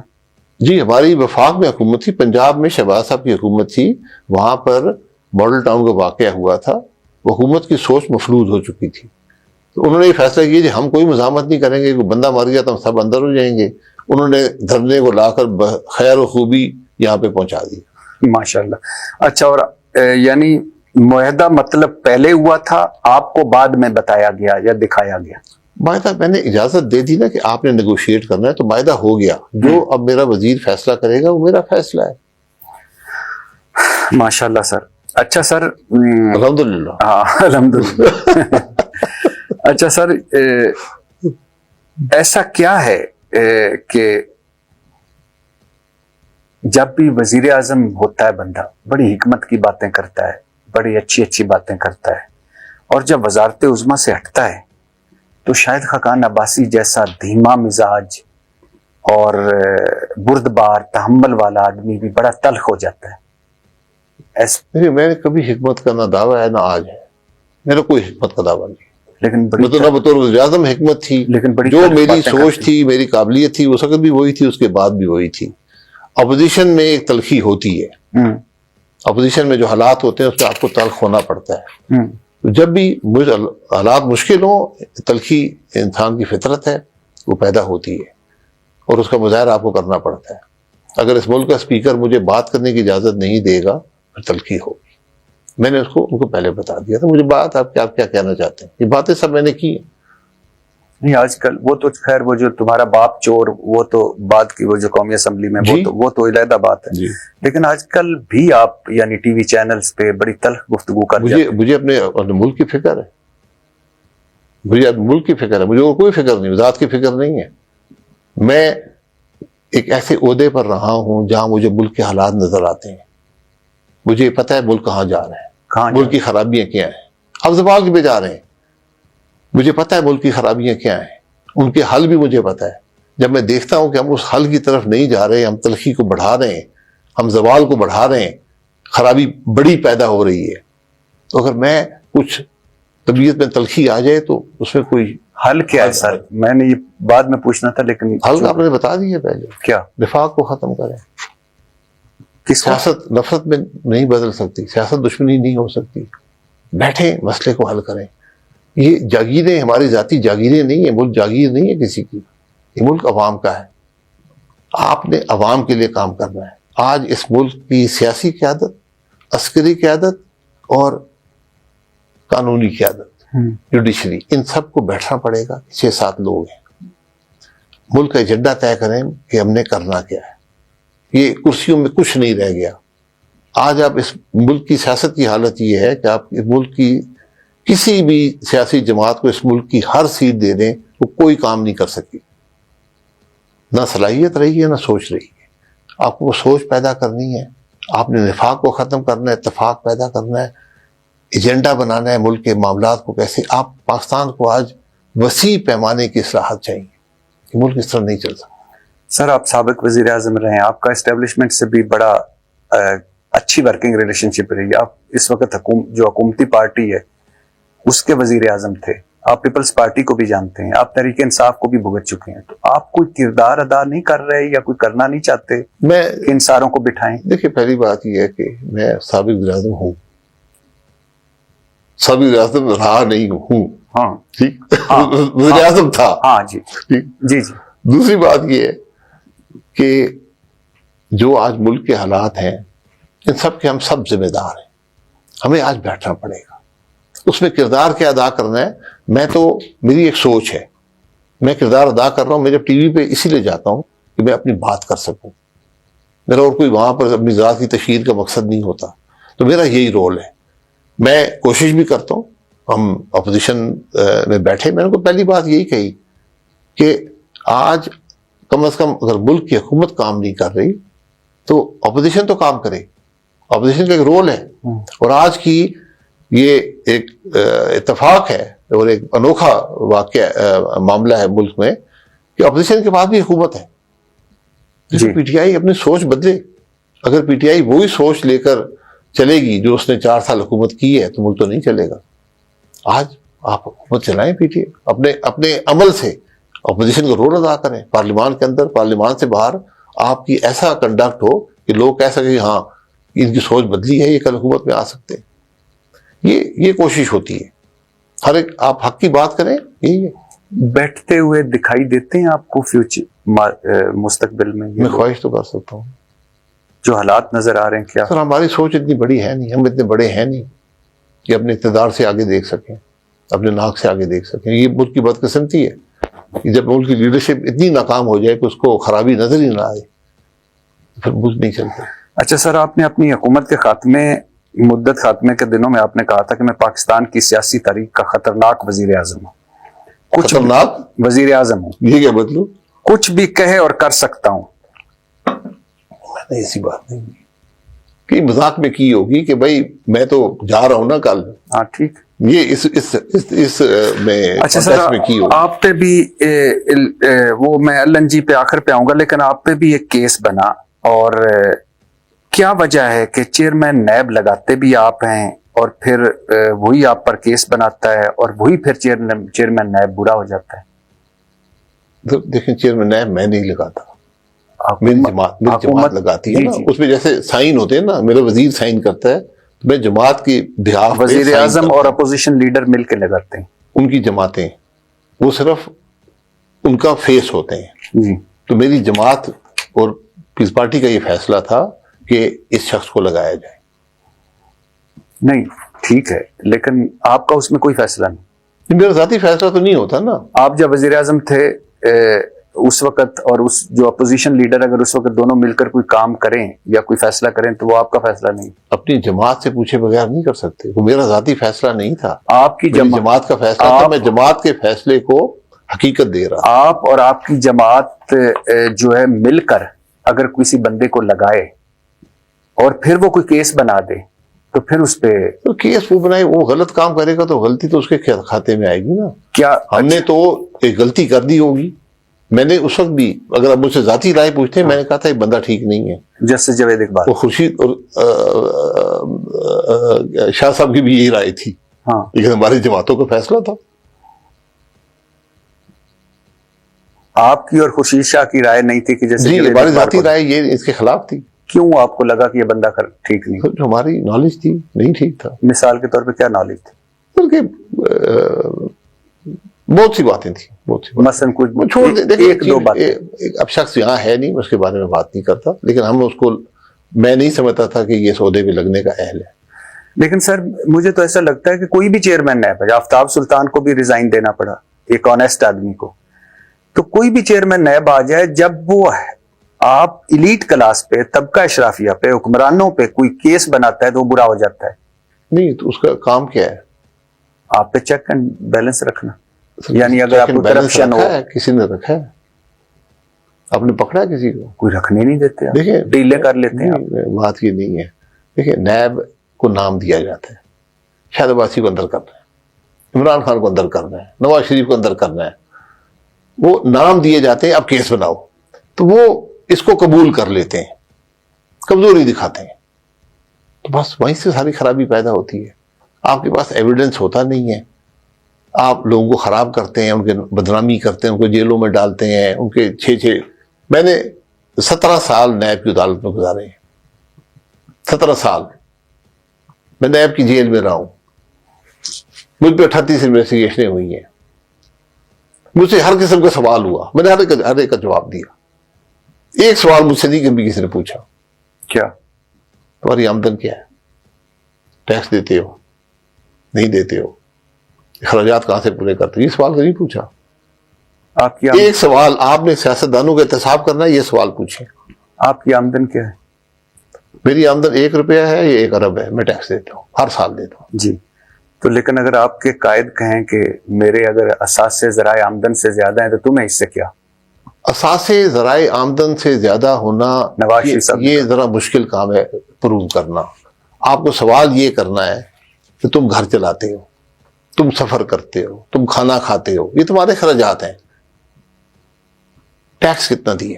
یہی تو سوال ہوئے تھے. یہ سوال کبھی ہاؤس آف نہیں شریف ہوا سے سر، یہ سوال کبھی نہیں ہوا سر. ہاؤس آف شریف سے یہی تو سر، سوال ہوا کہ سر، منی میں- ٹریل دے دیں سر، ایون فیلڈ کی. سر میری بات سن جی لیں. سر. منی ٹریل کون دے سکتا ہے؟ آپ بات کر رہے ہیں 15 سال پہلے کی، ٹھیک ہے، اس وقت میں نے آپ کو بتایا. اس کا اگر صحیح جواب یہی تھا کہ بھائی ہم نے یہاں پیسے دیے، وہاں مل گئے، ہم نے خرید لیا. ہنڈی حوالہ، انڈی ہمارا اس زمانے میں نظام ہی یہ تھا. جی وہی. جتنے بھی پاکستان میں لوگوں نے خریدے تھے اس زمانے میں یہی طریقہ تھا. لیکن اب آپ وہ کہہ نہیں سکتے. اور 7 سال کے بعد یا 6 سال کے بعد ویسے بھی بنی ٹریل آپ رکھنے کے پابند نہیں ہوتے. اچھا سر، آپ مسلسل گفتگو میں ایک بات کرتے رہے کہ یہ ملک عوام کا ہے. مطلب آپ الیکشن پر بلیو کرتے ہیں، جمہوریت پر بلیو کرتے ہیں، ایسا ہی ہے؟ سب کو کرنا چاہیے، میری بات نہیں ہے، اس کے علاوہ اور راستہ نہیں ہے. جمہوریت پہ بلیو کرتے ہیں؟ جی بالکل. اچھا، لیکن آپ کے والد ایئر کمانڈور خاقان عباسی صاحب ضیاء الحق صاحب کے ساتھی تھے، ضیاء کابینہ کا حصہ تھے، مارشل لا کا حصہ تھے. اس پر کوئی پچھتاوا ہے یا ندامت ہے، یا خواجہ آصف صاحب کی طرح آپ اس پہ قوم سے معافی مانگیں گے، معذرت کریں گے کہ میرے والد ضیاء الحق کابینہ کا حصہ تھے؟ میرے والد صاحب ضیاء الحق کابینہ کے حصہ نہیں تھے. جنیجو کابینہ کا حصہ؟ جنیجو میں وہ الیکٹ ہو کے آئے تھے ضیاء الحق کے کابینہ کے وزیر کے خلاف. میرے والد صاحب نے پوری زندگی، ان کی بہت قربت تھی ضیاء الحق سے. ضیاء الحق صاحب ان کی بہت عزت کرتے تھے، بہت قریبی تعلق تھا. لیکن انہوں نے بہت سی آفر تھے، انہوں نے ہمیشہ قبول نہیں کیا. کیا آفر سے؟ وزارت عظما، وزیر، ہر قسم کی. وزارت عظما کے بھی آفر؟ جی. لیکن وزیر تو رہے نا جنیجو. وزیر جنیجو صاحب کی گورنمنٹ میں وزیر بنے، پھر وہاں بھی 1.5 سال بعد ایک اصول پر ایک معاملہ تھا، انہوں نے استعفیٰ دے دیا. جب میری بھٹو آئی تھی، یہ سب تاریخ کا حصہ ہے. 10 اپریل 1986 کو 29 وزیر تھے، وزیر اعظم سمیت. وہاں پر فیصلہ ہوا تھا کہ ان کو اریسٹ کر کے ہیلی کاپٹر میں لاڑکانہ لے جائیں. میرے والد صاحب ایک آدمی تھے، انہوں نے کہا کیوں، ہم سیاسی لوگ نہیں، ہم مقابلہ نہیں کر سکتے. اور ان کی بات پھر مانی گئی تھی. اور میری بھٹو صاحبہ نے جلسہ کیا تھا، جلوس کیا تھا بہت بڑا لاہور میں. تو ان کی بڑی یہ سوچ تھی، ان کو ہمیشہ انہوں نے ضیاء الحق صاحب ہمارے گھر آتے تھے، گھر کے فرد تھے. تو میرے والد نے ہمیشہ ان سے کہا کہ یار میں نے کبھی سیاست کرنی ہوئی تو میں الیکشن لڑ کے کروں گا. یہ مجلس شورا اور ان چیزوں میں میں حصہ نہیں لے سکتا، میں اس کو صحیح نہیں سمجھتا۔ آپ کے والد نے کہا کہ بے نظیر بھٹو کو جلسہ کرنا چاہیے، جلوس نکالے دینا چاہیے، گرفتار نہیں کرنا چاہیے، حالانکہ ذوالفقار علی بھٹو صاحب کی وجہ سے آپ کے والد چیف نہیں بنے، ایئر چیف۔ ایئر چیف ان کا فیصلہ ہوتا ہے۔ میرے والد صاحب 50 کے عشرے میں 60 کے عشرے میں بھٹو صاحب سے ذاتی ان کے تعلق تھا۔ کراچی میں وہ ایئر فورس کے افسر تھے اور بعد میں کمانڈر بھی تھے، تو بھٹو صاحب ہمارے گھر وہاں پر آئے ہیں، کوئی پرانا تعلق تھا۔ وہ باتیں اپنی جگہ پر ہوتی ہیں، اصول اپنی جگہ پر ہوتے ہیں۔ آپ نے بتایا کہ بھٹو صاحب نے ان کو بلوایا تھا کہ، اور وہ آئے اور بھٹو صاحب نے کہا کہ وہ کسی اور کو چیف بنائیں گے۔ نہیں بلوائے تھے، میرے والد صاحب خود ملنے گئے تھے۔ اچھا، انہوں نے کہا تھا کہ میں استعفیٰ دینا چاہتا ہوں، اور استعفیٰ دے دیا تھا۔ اس سے لیکن ان کو پتہ چل گیا تھا کہ کوئی اور چیف بنے۔ جی وہ فیصلہ ہو گیا تھا۔ اچھا سر، مارچ 2018 میں وزیر اعظم شاہد حقان عباسی امریکہ جاتے ہیں، جان ایف کینیڈی ایئرپورٹ پہ عام مسافروں کی طرح انہیں ٹریٹ کیا جاتا ہے، کوٹ بیلٹ اتارنا پڑتی ہے، سیکیورٹی چیک ہوتا ہے، مانا یہ آپ کا پرائیویٹ وزٹ تھا، مانا آپ کی ہمشیرہ علیل تھیں، آپ وہاں جا رہے تھے، لیکن کیا یہ ہمارا وزیر اعظم جب ایئرپورٹ پہ اس کی بیلٹ اتروائی جائے، ایئرپورٹ پہ عام اس کو چیک کیا جائے، کیا یہ پاکستان کی یا سودے کی توہین نہیں؟ اس میں کیا توہین ہے؟ آپ پیسنجر کی بیلٹ اتروائی نہیں جاتی، آپ اتار کے رکھ دیتے ہیں، اس میں اسکینر میں آپ سامان رکھتے ہیں۔ جی جی، میں نے امریکہ کے بل کلنٹن کو بھی دیکھا، اسی بیلٹ سے گزر رہا تھا۔ جی، میں کر سکتا تھا،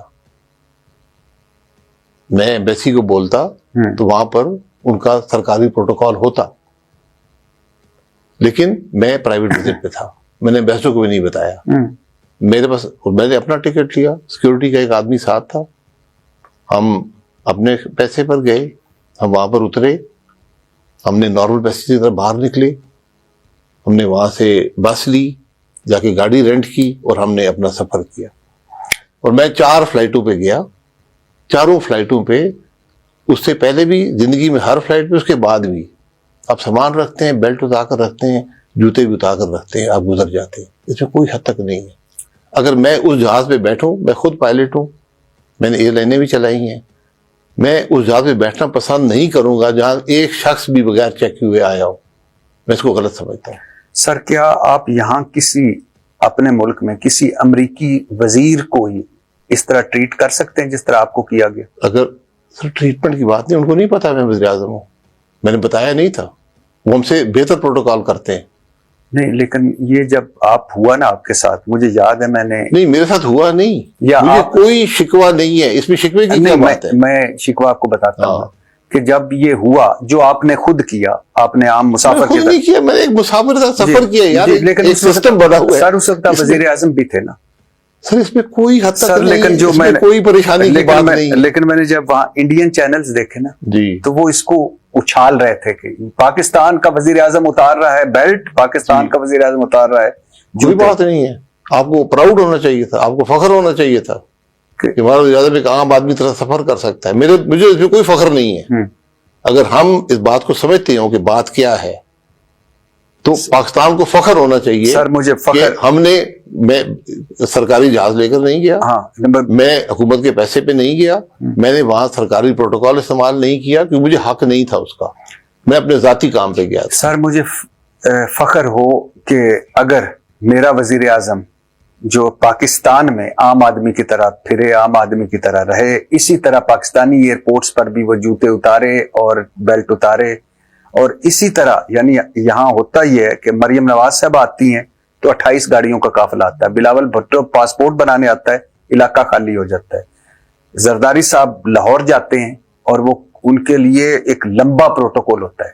تو مجھے تو خوشی ہو اس دن، میں فخر سے سینہ پھلاؤں کہ یہ دیکھیں میرا وزیر اعظم جا رہا ہے اور اکیلا جا رہا ہے۔ جی میں جاتا ہوں، آج ابھی جاتا ہوں، نہیں ایز اے سابق وزیر اعظم جاتا ہوں۔ جی اب مجھے پتا ہے آپ جاتے ہیں، ایز اے وزیر اعظم آپ جا نہیں سکتے اس ملک میں، آپ کو سیکورٹی تھریٹس کا اندازہ نہیں ہے جو اس ملک میں ہے۔ میں 28 قافلے کے بارے میں نہیں کہہ سکتا، 28 گاڑیوں کے، لیکن ایک نظام بنا ہوا وزیر اعظم کے میں جانتا ہوں۔ میں نے اس بات کو کوشچن کیا کہ میں یہاں سے روز اپنے گھر سے دفتر جاتا تھا، جی مجھے پتا، تو میں نے کہا یار یہ، اور میں پہلے بھی دیکھتا تھا گاڑی راستہ بند ہوتا تھا، میں نے اسے پوچھا میں کہا جی یہ اس کو کچھ ختم کر سکتے ہیں آپ؟ میں آ جایا کروں گا ایک گاڑی میں. ان کے نہیں، جو تھریٹس ہیں وہ یہ ہیں. جو سیکورٹی آفیسر ہے اس نے کہا میں اسی گاڑی میں بیٹھتا ہوں، اس لیے اس نے کہا میرے بیوی بچے ہیں، میری ایک ڈیوٹی ہے. تو ہم نے 18 گاڑیوں کا قافلہ تھا، ہم نے اس کو 11 پہ کر دیا تھا. ہم نے جو بند ہوتی تھی ٹریفک کی بتی 5 سیکنڈ پہ کر دی تھی. اتنا ہم نے کیا ہے. باقی ملک کے اندر سیکورٹی تھریٹس ہیں جو دنیا کے کسی ملک میں نہیں ہے. اسے کہتے ہیں سوسائڈ بامبر. دنیا میں کسی ملک کے صدر کو کسی کو سوسائڈ بامبر کا تھریٹ نہیں ہے، سوائے ہو سکتا ہے عراق میں ہو، شام میں ہو، لبنان میں ہو. صرف پاکستان میں یہ تھریٹ ہے. اس لیے اس بات کو وہاں تک رہنے دیں. یہ کوئی شوق نہیں ہے کہ میں 13 گاڑیوں میں جاؤں. سر ایک حد تک ایک ضرورت ہے. اگر میں اس طرح دیکھوں تو یہ آپ لوگوں کی کتنی بڑی ناکامی ہے کہ آپ اپنے لیے یہ ملک سیف نہیں کر سکتے. جی بالکل، یہ بہت بڑی ناکامی ہے. آپ ملک کو سیف کریں. یعنی آپ نے مجھے تو پھر سوسائڈ بمبر پہ چھوڑا ہوا ہے. اور میں نے ایک اور بھی بڑے مزے، آپ پہ نہیں آئے گا نا، وہ مجھ پہ نہیں ہے، شاید عباسی پہ نہیں آتا، وہ اس عہدے پہ آتا ہے جس پہ میں بیٹھا ہوں. سر یہاں تو اللہ اس دہشت گردی کو ختم کرے. یہاں تو ہر چوتھے دن وہاں دھماکہ، وہاں دھماکہ، وہاں دھماکہ. اور میں نے کئی دفعہ دیکھا، ظفر اللہ جمالی صاحب بڑے نیک آدمی تھے، بہتر آدمی تھے. وہ 28 گاڑیوں کے قافلے میں جاتے تھے. ایک دن جب وزارت عظمیٰ سے ہٹے تو میں نے آپ کی طرح دیکھا کہ اشارے پہ وہ بھی گاڑی میں اکیلے بیٹھے ہوئے تھے، پیچھے کوئی ایک بندہ بیٹھا ہوا تھا اور وہ تھریٹ ختم ہو گئی نا. ظفر اللہ جمالی شاید عباسی کو کوئی نہیں مارنا چاہتا، سر، لیکن ملک وزیر اعظم کو کوئی مارنے والے بہت سے موجود ہیں. سر اللہ آپ کو لمبی زندگی دے، سارے وزیر اعظموں کو جنہوں نے ہمارے لیے بھی ملک سیف نہیں کیا، اپنے لیے بھی محفوظ نہیں کر سکے، اپنے بچوں کے لیے بھی نہیں کر سکے، ہمارے بچوں کے لیے بھی نہیں کر سکے. لیکن سر ایک مرتبہ کوشش تو کریں، شاید آپ ہماری سڑکوں پہ چلیں، سڑکیں بہتر ہو جائیں، ہمارے اسپتالوں میں لیٹیں، اسپتال بہتر ہو جائیں. تو اس طرح نہیں ہوتے. میرے کام سے ہوتے. میرا کام سڑکوں پہ پھرنا نہیں ہے، اسپتالوں میں پھرنا نہیں. سر جب میرا کام وہ پالیسی بنانا ہے جس سے یہ معاملے ٹھیک ہوں گے. یہ جو اسپتالوں میں پھرتے ہیں نا، یہ آپٹکس ہیں. جی سر، یہ آپ کو دکھانے کے لیے ٹی وی والوں کو کہ دیکھیں جی آج میں بڑا نیک آدمی ہوں، میں ملک کا چیف جسٹس ہوں تو میں اسپتالوں میں پھر رہا ہوں، شادی گھروں میں پھر رہا ہوں، میں وزیر اعظم ہوں میں یہاں پھر رہا ہوں. اب آپ پھرنے کے قابل نہیں رہے.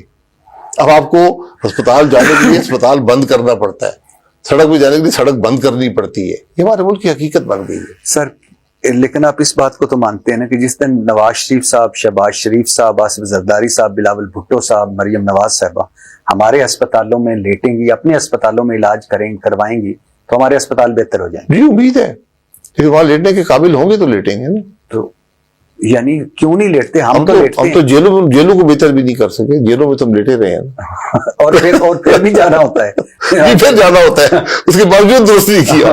تو یعنی نہ آپ ہمارے لیے اسپتال بہتر کر سکے، نہ ہمارے لیے سکول بہتر کر سکے، نہ ہمارے لیے صاف پانی دے سکے. زوال کی داستان ہے. میں آپ کے سامنے پہلے وقت سے پہلی انٹرویو اب شروع کیا، آپ کو بتا رہا ہوں ہم ہر طریقے پہ ملک زوال پذیر ہیں، ہمیں اس کی پرواہ نہیں ہے. سر ہمارے وزیر اعظم شاہد خاقان عباسی جو وزیر اعظم رہے، اب سابق وزیر اعظم ہیں، وہ ٹی وی پر بیٹھ کے کہتے ہیں کہ چیف جسٹس کی حیثیت ایک چپڑاسی جیسی ہے. ایک سابق وزیر اعظم کو یہ بیان دینا چاہیے. بالکل دینا چاہیے. کیوں؟ یہ میری سوچ ہے کہ آج آپ نے ملک کے چیف جسٹس کو آئینی ترمیم سے جہاں پر پہنچا دیا ہے، چیف جسٹس کے سو موٹو اختیارات ختم. جی. ججز کی سلیکشن میں کوئی حصہ نہیں ہے، ججز کی پرفارمنس ایویلیوشن میں کوئی حصہ نہیں ہے، بینچ بنانے میں کوئی حصہ نہیں ہے. چلیں میں یہ چاروں قبول کر لیتا ہوں. کانسٹیٹیوشنل پٹیشن نہیں سن سکتا. چپراسی کے اختیارات شاید زیادہ ہوں. سر آپ اس کو کسی بہتر طریقے سے بھی تو کہہ. میں معذرت چاہتا ہوں کہ کسی کی حد تک ہو. میں نے کسی ذات کی حد تک نہیں کی. میں نے ایک بات کا ذکر کیا، ہو سکتا ہے میری زبان میں تلخی ہو، میں اس میں معذرت چاہتا ہوں، مجھے کوئی اس میں نہیں ہے. لیکن آپ اس بات کی روح تک پہنچے. میں بات کیا کر رہا ہوں جی جی کہ آپ نے چیف جسٹس پاکستان کے عہدے کو یہاں پہنچا دیا ہے، آج اس کے پاس کوئی اختیارات نہیں ہے. پھر وہ کیا کر رہا ہے؟ ملک کا جوڈیشل نظام کیسے چلے گا؟ جی وہ تو ختم ہو گیا.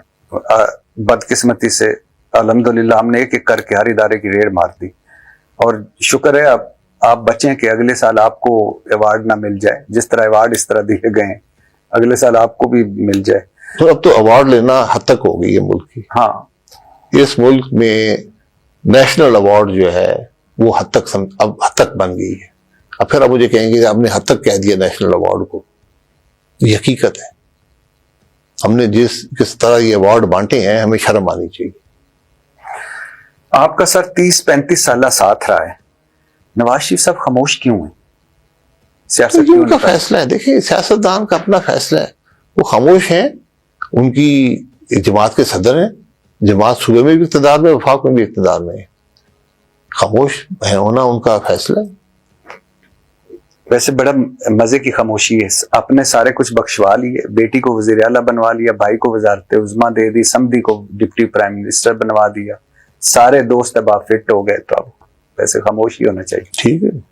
اچھا سر, تحریک انصاف کی سیاست میں واپسی نظر آتی ہے آپ کو؟ دیکھیے سیاست کے فیصلہ صرف عوام کر سکتے ہیں, کوئی اور نہیں کرے. -1 +1 -2 +3 یہ نہیں چلتا. تو عمران خان کی سیاست ختم ہو چکی تھی 2022 میں. اس کو زندہ کر دیا پی ڈی ایم کی, جو so called P D M کی حکومت تھی, اس نے اقتدار میں آ کر. تو جو ان کا نیریٹو تھا وہ عمران خان صاحب نے پکڑ لیا, وہ چل گیا, بازار میں بکتا ہے. تو جیل میں آپ ڈالتے ہیں تو بندہ مضبوط ہو جاتا ہے. سیاست میں سیاسی آدمی جیل جا کر ہمیشہ مضبوط ہو کے نکلتا ہے. تو سیاست اب ہے, جماعت بھی موجود ہے, سپورٹ بھی موجود ہے. اس وقت پورے ملک میں سب سے بڑی جماعت ہے.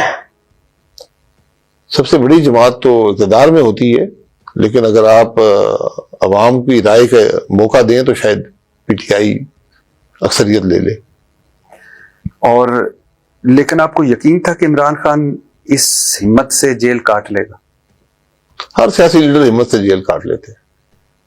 جس کے ساتھ عوام ہوتی ہے ہمیشہ ہمت سے جیل کاٹتے ہیں, کیونکہ وہ اپنی تکلیف سے زیادہ اس کو وہ سپورٹ ہوتی ہے جو عوام کی ہوتی ہے. یہ بہت بڑی طاقت ہوتی ہے.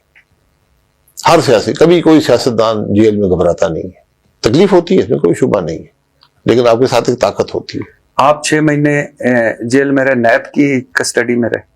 جی میں تقریباً 3 مہینے نیب کی کسٹڈی میں تھا, باقی کچھ 6-7 مہینے اڈیالہ جیل میں. 9 مہینے رہے جی. اور نیب کی کسٹڈی میں کیا تھا؟ کمرہ تھا ایک, کیا تھا؟ ایک کمرہ تھا بس, اس میں آپ بند تھے. Attach bath room? جی باتھ روم تھا. کتابیں وغیرہ مل رہی تھی؟ کتابیں مل جاتی تھی. ملاقات ہو جاتی تھی جو چاہتے؟ ملاقات نہیں ہوتی تھی. ملاقات ہفتے میں ایک ملاقات ہوتی تھی. کھانا وغیرہ؟ کھانا وہ گھر سے عدالتیں الاؤ کر دیا, گھر سے آ جاتا تھا. میں کھانا ویسے ہی بڑا معمولی کھاتا ہوں. میں نے کہا تھا یہیں جو ہے دے دیں, تو وہ پکا کے دے دیتے تھے, انڈا بنڈا جو ہوتا تھا. اور جب جیل میں گئے تو وہاں بھی وہ آپ کو مطابق ملی سہولتیں؟ نہیں, جیل میں مجھے B کلاس ملنی چاہیے تھی, وہ نہیں ملی. جیل میں ایک ہوتی ہے B کلاس کہتے ہیں, بیٹر کلاس. جی جی. وہ لوگوں کے لیے ہوتی ہے جو پڑھے لکھے ہوں یا ٹیکس پیئر ہوں یا سیاسی لوگ ہوں, اس قسم کی. تو B کلاس مجھے نہیں دی گئی تھی. مجھے جو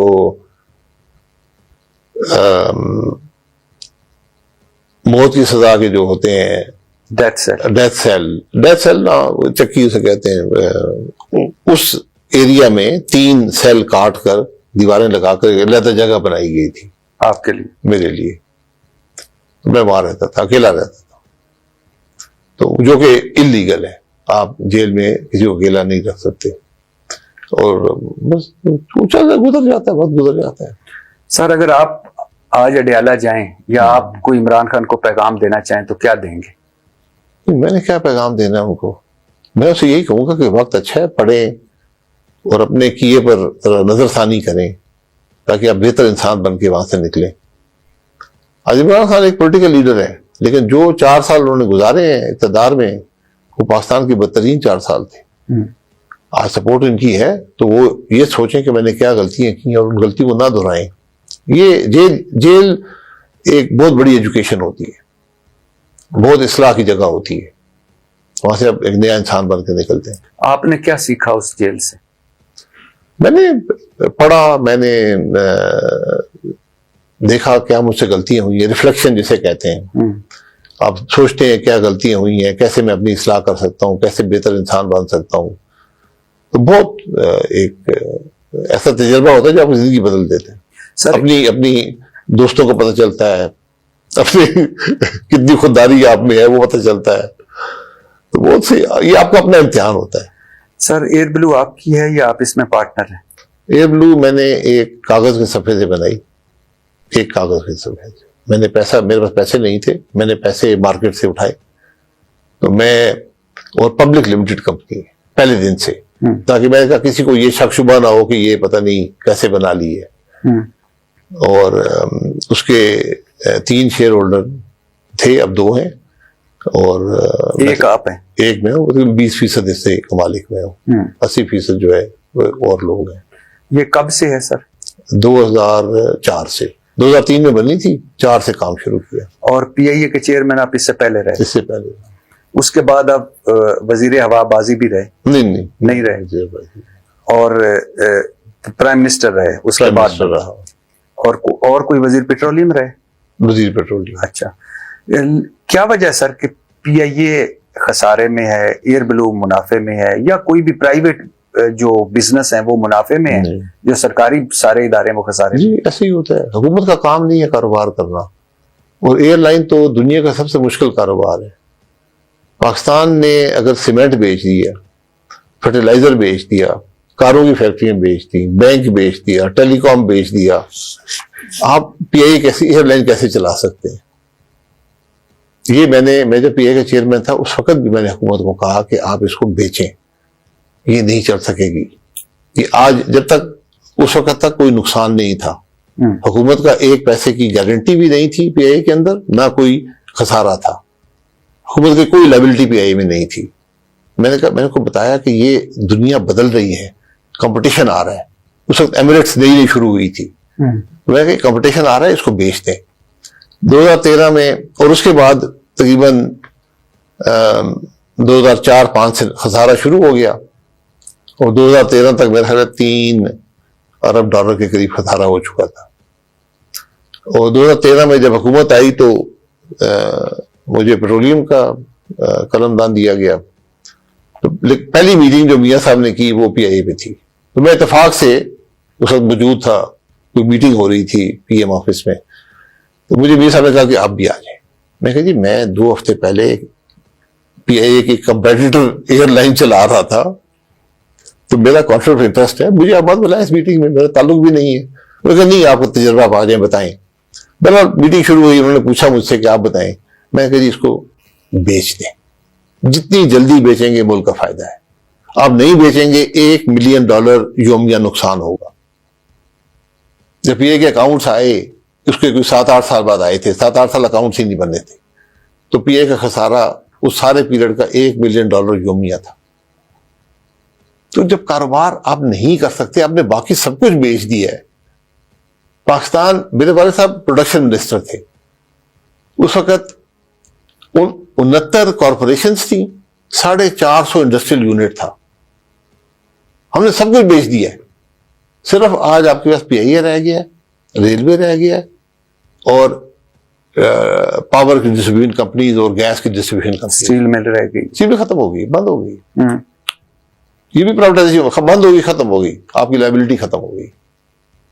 سیمنٹ جب چلتی تھی تو سال کا 28 ارب کا نقصان کرتی تھی. جب بند ہو گئی تو آپ کو 5-7-8 ارب کا شروع میں دینا پڑتا تھا ہر سال جو ملازمین تھے, اور وہ ریٹائر ہوتے گئے تو آخر میں 2-2.5 ارب سال کا رہ گیا. 446 صفوں کا توشہ خانہ کا 20 سالہ ریکارڈ جو پبلک ہوا. 4000 تحفے تھے, 1200 گھڑیاں تھی. عمران خان نے 3.5-4 سالوں میں 14 کروڑ کے 58 تحفے لیے, 3 کروڑ 80 لاکھ میں گھر لے گئے. مجموعی طور پر 108 تحفے لیے, 20% رقم ادا کر 50%. نواز شریف نے 4 سالوں میں 10 کروڑ کے تحفے, 13 گھڑیاں گھر لے گئے, مرسیڈیز کار بھی لی توشہ خانہ سے. آصف زرداری 13 کروڑ کے تحفے لیے, 11 گھڑیاں اور بلٹ پروف گاڑیاں گھر لے گئے.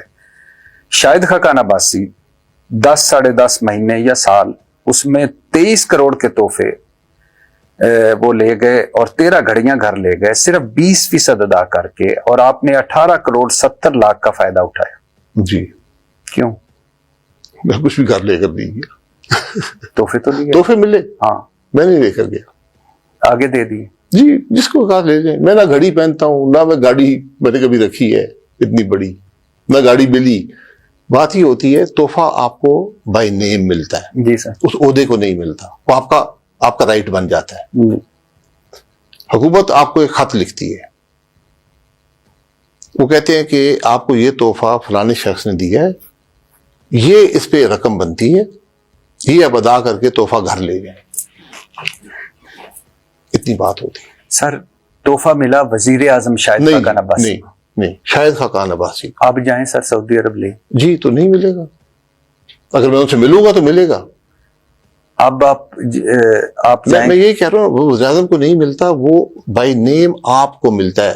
یہ حکومت کا قانون ہے، میرا نہیں ہے. سر میں سمجھا نہیں پایا. جی آپ پاکستان کے وزیر اعظم ہیں. جی. آپ سعودی عرب جاتے ہیں، وہاں ولی عہد یا بادشاہ سے جی ملتے ہیں. بہت سے ممالک میں لوگ تحفہ دیتے ہیں. ہاں، اور آپ تحفہ آپ کو ملتا ہے. یہ آپ کو وہ نہیں ملتا. وزیر اعظم آپ کو نہیں شاہد ملتا. خاقان عباسی کو ملتا ہے. نہیں، وہ اس شخص کو ملتا ہے، وہ عہدے کو نہیں ملتا. یہ فرق ہے. اس عہدے کو نہیں ملتا. یہ وزیر اعظم کی ملکیت نہیں ہے، یہ اس آدمی کی ہے. آپ کے ملک کا قانون ہے کہ حکومت کہتی ہے یہ آپ کو تحفہ ملا ہے، اس میں سے ہماری یہ اس کی مالیت ہے، آپ اتنا ادا کر دیں، یہ آپ کا ہو جائے گا. بس اتنی بات. تو میں نے کوئی ادا نہیں کیا، نہ میرے پاس کچھ ہے.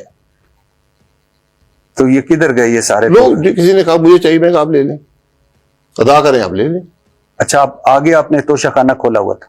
نہیں میں نے نہیں کھولا ہوا تھا. میں کہا جس کو لوگ کہتے ہیں ہم لے لیں، اگر آپ نہیں لیں گے تو اس کو وہ آکشن کر دیتے ہیں. تو آپ نے کیوں لیے؟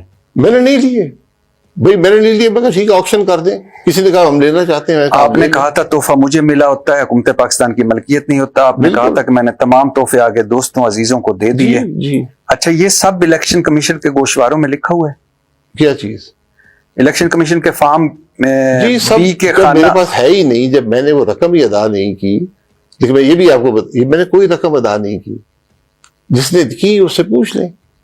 یعنی آپ نے الیکشن کمیشن کے خانہ 2C جو تحفے ملے وہ ڈکلیئر کرنا پڑتے ہیں؟ نہیں، اگر آپ کی ملکیت ہو. میری ملکیت نہیں ہے.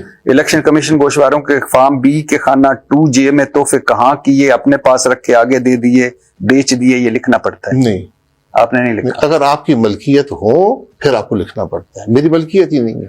آپ جو چیزیں مفت گھر لے گئے، فوٹو البم، پھر فوٹو البم، پرفیوم، گلاس، کتاب، سراہی بما 2 پیس، آپ کی اہلیہ ایک بک سیٹ، ایک سٹول، ایک کعبہ سیٹ، ایک سرائی، ایک پرفیوم. پتہ ہی کوئی اس چیزیں ہوں گی وہاں پہ دفتر میں جو میری ملکیت ہوگی، انہوں نے بھیج دی ہوں گی. نہیں، یہ مفت لے گئیں. آپ نے بھی لی اور آپ کی اہلیہ نے. پرفیوم کیا مفت میں پرفیوم لگاتا ہے؟ کیا پرفیوم مفت لے جاؤں گا؟ سر اتنی درویشی. اور میں کبھی پی ایم ہاؤس ہی نہیں گیا تو میں کیا پرفیوم لے کے جا سکتا؟ میرے تحفے میری مرضی. یہ تمام غلط بات ہے. اچھا نہیں، کوئی حقیقت نہیں ہے سر. یہ توشہ خانہ کا ریکارڈ میں توشہ خانہ کا ریکارڈ ہوگا. میں یہ بتا رہا ہوں میرے پاس کچھ نہیں آیا. سر آپ کی اہلیہ لے گئی ہیں. میری اہلیہ زندگی میں کبھی توشہ خانہ نہیں گئی. سر کوئی وہ تو نہیں جائیں گے. میری اہلیہ کو کسی نے دیکھا ہوگا بھی پی ایم کے دفتر؟ سر میں کہہ رہا ہوں مان لیا، ایگری کرتا ہوں کہ وہ تو نہیں گئی ہوں گی، لیکن آپ کی اہلیہ ایک بک سیٹ، ایک سٹول، ایک کعبہ سیٹ، ایک سرائی، ایک پرفیوم. اگر ہم نے کوئی چیز غیر قانونی لی ہے اس کا آپ بالکل میرے پر کیس بنا دیں. آج بھی حکومت ہے، کیس بنا لیں. جو میں نے غلط کیا حبلو گھڑی 1,50,00,000 کی، کف لنکس 12 لاکھ کے، قلم 15 لاکھ کے، انگوٹھی 30 لاکھ کا، تسبیح 18 لاکھ. ویسے یہ کون سی تسبیح ہے؟ یہ مجھے میں یہی کہہ رہا ہوں 18,50,000 مرضی قیمت لگا لیں. اور میری جو چیزیں کی قیمت زیادہ آپ کو نظر آئے گی کیونکہ میں نے کبھی بندہ بھیجا نہیں کہ یار قیمت کم کر دو. رولیکس گھڑی 2,50,00,000 کی 45,90,000 میں. اپریل 2018 2,50,00,000 کی گھڑی رولیکس 32,70,000 میں. اہلیہ نے آپ کی جیولری سیٹ لیا 9,90,00,000 کا، ادائیگی 1,99,00,000. یہ سب ہوگی نا، ویلیوشن کی ہوگی. میری بات گاڑی 52 لاکھ کی ہے یار. سر 2.5 کروڑ کی گاڑی کہاں سے پہنوں گا؟ یہ جیولری سیٹ آپ کی اہلیہ نے. سر میں نے کہا اگر میں نے کوئی غلط چیز لی ہے جو میرا حق نہیں تھا، میں نے ویسے بھی لیا بھی کچھ نہیں ہے، مجھ پہ کیس بنا لیں. مجھ پہ کیس بن چکے ہیں، یہ سب ہو چکا ہے. سر اپریل 2018 میں عبداللہ عباسی آپ کے بیٹے جی وہ 55 لاکھ کی گھڑی 10,90,000 میں لے گئے. آپ کے خاندان والوں نے، یہ وہاں توشہ خانہ میں آپ کے بیٹے کا نام ہے. میں نے یہی کہا نا، اگر کسی نے لی ہے اس کو توشہ خانہ خط لکھتا ہے. یہ آپ کو، وہ میرے ساتھ شاید گئے ہوں کسی وزٹ پر، ان کو گفٹ ملا ہو انہوں نے لکھا ہوگا کہ آپ یہ لے لیں, انہوں نے پیمنٹ کر کے لے لی ہوگی. ویسے آپ کے خاندان والوں نے, جو خاندان کے توشہ خانہ کے مطلب خاندان والوں نے 12 کروڑ 34 لاکھ کے تحفے 2 کروڑ 46 لاکھ میں گھر لے گئے. میرے بھائی جو حکومت آپ کو خط لکھتی ہے, میرے بات آپ نظام سمجھ لیں نا, گفٹ آپ کو ملتا ہے, حکومت اس کی ویلیویشن کرتی ہے کہ یہ 10 کروڑ کا ہے, وہ کہتے ہیں اتنے پیسے آپ دے دیں, آپ کی ملکیت. آپ کے بیٹوں نے موبائل فون تک لیے. سر میں موبائل فون دیے ہوں گے تو انہوں نے لیے ہوں گے پیسے دے کر, جو توشہ خانہ نے مانگے ہوں گے. آپ یہ پتا کر لیں کہ میں نے اسی سال ٹیکس کتنا ادا کیا ہے. سر نہیں, میری بات سن لیں, آپ یہ پتا کر لیں. سر میں یہ کہہ رہا ہوں اگر میں نے اللہ نے آپ کو سب کچھ دیا ہوا ہے, آپ کے خاندان کو دیا ہوا ہے. میں نے اللہ کی کرم سے کچھ لیا ہی نہیں. آپ ابھی مجھے وقفے میں بتا رہے تھے کہ جب آپ کے والد کی تنخواہ 1800 ہوتی تھی, آپ کے دادے کا باغ 30,000 کا تھا, تو آپ کے بیٹے گھڑیاں موبائل لے رہے ہیں, اہلیہ جیولری سیٹ لے رہے ہیں. بھائی یہ ان کو تحفہ دیا گیا, انہوں نے لیا یا نہیں لیا, اس کا مطلب ہے آپ کے بیوی بچے دوروں پر ساتھ تھے. جی دوروں پر ساتھ تھے آپ کے بیوی بچے. سر میری وائف تو کبھی شاید نہیں گئی ہے, بچہ شاید ایک آدھ کبھی گیا ہو. وہ پوری انٹوراج کو میری بات سن لیں, جو پائلٹ بھی ہوتے ہیں, جو سیکورٹی کے گارڈ ہوتے ہیں, وہ مالک سب کو تحفہ دیتے ہیں. تو آپ کے سب کا ایک ہی نظام. آپ کے بچوں کے دورے پہ کیا کام تھا؟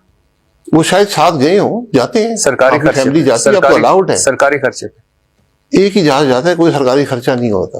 وہ جہاز میں ہمارا ٹیکس ہمارے پیسے نہیں, تو جہاز میں علیحدہ نہیں جاتے نا, اسی جہاز میں بیٹھ کے جاتے. سر اس جہاز میں جو پیٹرول ہے وہ ہمارے غریبوں کا ہے. جی تو اس میں بیٹھا ہوں نا, پرائم منسٹر جا رہے ہیں نا, تو 7 بچے بھی جا رہے ہیں. سارے جا سکتے ہیں. میرے بچے بہت کم گئے ہیں, ایک آدھ کبھی گیا ہوگا. اچھا سر, 1 لاکھ کا تحفہ یہاں 4 لاکھ, یعنی آپ 5,000 میں لے گئے. یعنی آپ, ہوتا یہ ہے 1 لاکھ کا تحفہ 5,000 میں لے گئے. میں آپ کو بتاتا ہوں, میں آپ کو بتاتا ہوں. میرے بھائی یہ لمبی کہانی ہے. میں صرف ایک, آپ نے میں نے کوئی غلط کام کیا ہو, حکومت کا ریکارڈ ہے, میرے کو مقدمہ بنا لے. آج بھی حکومت موجود ہے. پہلی بات تو یہ کہ آپ کو تحفے لینے نہیں چاہیے تھے. دوسری بات یہ ہے, توشہ خانہ میں رکھنا. میرے بھائی میری بات سن, دوسری بات, تحفے لیے نہیں جاتے, تحفے وہ دیتے ہیں. دوسری بات میں آپ کو سناتا ہوں کہ مثال کے طور پہ وہاں ایک گھڑی ملتی ہے آپ کو ملتی ہے وزیر اعظم شاہد خاقان عباسی کو. وہ گھڑی آ جاتی ہے یہاں 4 بابو بیٹھے ہوتے ہیں. وہ کہتے ہیں ہوتی گھڑی 10 لاکھ کی ہے, 20 لاکھ کی ہے. وہاں وہ 4 بابو سرکاری کیبنٹ ڈویژن کے کہتے ہیں 1 لاکھ کی گھڑی ہے. اس کے 20% آپ لے کے تو وہ گھر چلے جاتے ہیں. یعنی نہ اس کی ویلیو, اس کی قیمت صحیح لگتی ہے, نہ اس کی پوری قیمت ہوتی. 20% میں لے کے آپ گھر چلے جاتے. بابو سے پوچھ لینا کہ میں نے کوئی آدمی بھیجا ہو, اتنا نیک آدمی, درویش آدمی, قانون بدلتے کہتا کہ چھوڑو یار تحفے, اللہ نے مجھے بہت کچھ دیا. میں نے نہیں لیے نا, اسی لیے آپ دیکھ لیں. اب آپ سنیں, آپ دیکھ لیں میرے بھائی, جا کر دیکھ لیں. یہ باتیں لمبی کہانی ہے, پہلے میں سب بتا چکا ہوں ٹی وی پر. سر یہ قانون کیوں نہیں کہ عام آدمی بھی 20% پر وہ توشہ خانہ سے تحفے لے؟ بالکل, جس کو ملے گا وہ لے سکتا ہے. وہ تو نیلامی پہ, ہر آدمی لے سکتا ہے. وہ تو نیلامی پہ لیتا, ہر آدمی 20% پہ تو نہیں لیتا. آدمی کو تحفہ ملتا ہے, جو ریٹ مقرر ہے 10 ہے, 20 ہے, 50 ہے, اس کو پے کر کے وہ اس کا تحفہ ہو جاتا ہے. سر یہ قانون میں نے تو نہیں بنایا نا, میں نے بھی نہیں بنایا, ایلیٹ کلاس پہلے کا موجود ہے. جی ہے, ایلیٹ کلاس نے اپنے لیے بنایا, خود ہی مستفید ہو رہے ہیں. سر جب کوئی غیر ملکی صدر وزیر اعظم آتا ہے, ہم اسے تحفہ دیتے ہیں, جی, تو اس میں پھر وزیر اعظم شاہد خاقان عباسی 100 میں 80 روپے ڈالتا ہے. جی مجھ سے مانگیں گے تو ڈال دوں گا. کوئی مانگے, وہ حکومت تحفہ دیتی ہے نا, تو ان کی بھی حکومت تحفہ دیتی ہے. تو جب اس شخص کو ملتا, ادھر سے آپ 20% کر کے سارے لے جاتے ہیں گھر, ادھر سے آپ حکومت دے دیں. دوسرے ممالک میں ان کو چارج نہیں ہوتا, کچھ چرچ کرتے ہیں, کچھ نہیں کرتے. آپ اس قانون کے حق میں کس قانون کہ یہ تحفے لیتے جاؤ, گھر پہنچاتے جاؤ؟ بھائی گھر پہنچانے کی بات نہیں, اگر کوئی تحفہ دیتا ہے وہ آپ کا تحفہ ہے, اس میں حکومت کا 20% بھی نہیں بنتا. فائدہ سر, آپ نے عمران خان سے زیادہ مالیت کے تحفے لیے, آپ نے زرداری صاحب سے زیادہ مالیت کے تحفے لیے, آپ نے ٹھیک ہے شہباز شریف سے زیادہ مالیت. مجھے مقدمہ بنا لینا, آپ دیر کیوں کر رہے ہیں؟ میں کہہ رہا ہوں میرے پاس کوئی تحفہ نہیں ہے, میں نے کوئی تحفہ نہیں لیا. مجھے ملے ہیں, میں نے وہ پیمنٹ ادا نہیں کی اور نہیں لی. آپ نے آپ کے نام پہ گئے, آپ کے اہلیہ کے نام پہ گئے, آپ کے بچوں کے نام پہ گئے. آپ اور شریف خاندان زرداری اینڈ کمپنی میں کیا فرق رہے گا؟ میرے بھائی آپ پتہ کر لینا کیا فرق ہے. آپ پتہ کر لیں. سر اچھا آپ بات سنیے گا ذرا. یہ کہانی ہے، میں سب سن چکا ہوں ٹی وی پر، جواب دے چکا ہوں، آپ کو بھی جواب دے چکا ہوں. جی سر، مجھے تو یہ جواب نہیں، دکھ ہو رہا ہے کہ آپ اس طرح لوٹ مار اوپر ہو رہی ہے کہ آپ لوٹ مار اس میں نہیں ہے. میں نے آپ کو پہلے بتا دیا ہے، تحفہ ملا ہے میرے پاس. میری بات اس سے بڑی بات سن لیں سر، اس سے بڑی لوٹ مار اور کیا ہے کہ ادھر ایک تحفہ ملتا ہے، اس کی ویلیو بھی آپ خود لگاتے ہیں، پھر 20% لگا کر کے آپ کے بچے اہل خانہ لے کے گھر چلے جاتے ہیں. ویلیو میں نہیں لگاتا، ویلیو حکومت کا ادارہ لگاتا ہے. اگر غلط لگائی ہے تو میرے خلاف مقدمہ درج کر دیں. نریندر مودی جب وزیر اعلیٰ گجرات تھے، انہیں جو تحفے ملتے تھے وہ توشہ خانہ میں جمع کروا دیتے تھے. بعد میں ان کی نیلامی کی انہوں نے، اور ان تحفوں مجھ سے 1 ارب روپے حاصل ہوئے جو انہوں نے لڑکیوں کی تعلیم کے لیے عطیہ کر دیا. یہ ہوتا ہے وزیر اعظم. میرے بھی پتا کر لیں، میں نے آپ کا بیٹا لے گیا، آپ کی اہلیہ لے گئی، آپ کے دوست لے گئے، آپ کے عزیز لے گئے. ہے سب ریکارڈ کا حصہ ہے. جو آپ غلط بیانی کر رہے ہیں درست نہیں ہے. میں نے جو کچھ لیا ہے وہ ریکارڈ کا حصہ. کاش میں بھی کہتا، کھڑے ہو کے کہتا، میرا شاہد خاقان عباسی نے سارے تحفے نیلام کیے اور بچیوں کی تعلیم پہ لگا دی. میں نے اس سال جو ٹیکس ادا کیا ہے وہ ان سب تحفوں سے زیادہ ہے جو میں نے نہیں لیے تحفے. اس لیے اس بات کو یہیں ختم کریں. اچھا، پھر ابھی وزارت عظمیٰ کے پہلے دور میں نریندر مودی کو جو تحفے ملے، ان کی اس نے نیلامی کروائی اور سارے پیسے دریائے گنگا جل کی صفائی کے لیے عطیہ کر. بہت اچھی بات ہے. اچھا سر، وزیر اعظم شاہد خاقان عباسی نے 19 غیر ملکی دورے کیے. آپ 50 دن بیرون ملک رہے، 214 لوگوں کو ساتھ ان دوروں پر لے گئے. 55 کروڑ 95 لاکھ یعنی 95,90,000 ان دوروں پر لگا. 7 کروڑ 91,70,000 ہوٹلنگ کا خرچہ، 99,90,000 کے کھانے، 78,50,000 کے تحفے دیے آپ نے وہاں. 78,50,000 کے آپ نے وہاں تحفے دیے. 50,48,000 کی ٹپ دی. بیرون ملک ایئرپورٹس ہینڈلنگ کے نام پر 4 کروڑ 18,50,000 آپ کے لگے. اور مزے کی بات ہے کہ آپ نے 19 غیر ملکی دوروں کا 1 crore 22 lakh T A D A بھی وصول کیا. میں نے 1 پیسہ ٹی اے ڈی اے کا بھی وصول نہیں. یہ فارن آفس کا foreign office T A D A دیتا ہوگا ملازمین کو جو جاتے ہیں. آپ کا ٹی اے ڈی اے سر زرداری صاحب نے بھی لیا، نواز شریف صاحب نے بھی لیا، آپ نے بھی لیا. بھائی بیچاروں کو کوئی ٹی اے ڈی اے نہیں ملتا سر. آپ نے یہ ہے تو غلط ہے. 19 غیر ملکی دوروں کا 1 کروڑ 22 لاکھ. یہ اچھا مزے کی بات ہے. یہ سب سرکاری وزٹس ہوتی ہیں، یہ حکومت کے کام سے ہوتی ہیں. آپ جاتے ہیں، اس کے خراجات ہوتے ہیں. یہ ہر ملک کا حصہ ہے. ٹی اے ڈی اے جو ہے نا کسی کو نہیں ملتا. آپ نے 78,50,000 کے جو تحفے دیے وہ اپنے پاس سے دیے تھے. کون سے؟ جو ان دوروں پر. نہیں، حکومت پاکستان دیتی ہے. تو جو ان کے تحفے تھے وہ گھر لے گئے. حکومت دیتی ہے، وہ آپ لے آئے. حکومت دیتی، ہمیں دیتی، 50,000 کو دیتے. 50,48,000 کی آپ نے جو ٹپ دی وہاں. تو یہ ہم ٹپ نہیں دیتے. یہ حکومت کا نظام ہوتا ہے کہ جہاں بھی آپ ٹھہرتے ہیں، یہ ہم ٹپ نہیں دیتے، حکومت دیتی ہے ان کو. کبھی جو ویسٹر ہوتا ہے، ہر ملک کا ایک معمول ہوتا ہے، وہ ٹپ دیتا ہے. کبھی آپ کو جو 214 لوگوں کو آپ ان 19 دوروں پر ساتھ لے گئے تھے، کون لوگ تھے یہ سر؟ اس سے زیادہ سٹاف کے لوگ ہوتے ہیں، سیکیورٹی کے لوگ ہوتے ہیں، سٹاف کے لوگ ہوتے ہیں. کبھی ایک آدھا آپ کی فیملی کا ممبر بھی آ جاتا ہے، کچھ اور وزراء آ جاتے ہیں. یہ لوگ ہوتے ہیں. قرضوں میں جکڑا ملک، بھائی غربت، ایک جہاز میں آپ جاتے ہیں، ایک جہاز میں آپ جاتے ہیں، آپ کو جاننا پڑتا ہے. قرضوں میں جکڑا ملک ہے. تو اگر آپ ایک جگہ جاتے ہیں، وہاں ایک معاہدہ سائن ہوتا ہے، نیگوشیٹ ہوتا ہے، جس سے خربوں کا فائدہ ملک کا ہوتا ہے، تو آپ نہیں جائیں گے. آپ 10 لاکھ بچا لیں گے. ان 19 دوروں سے کیا ملکوں کو خربوں کا فائدہ ہوا ہے؟ آپ پاکستان کی نمائندگی کرتے ہیں.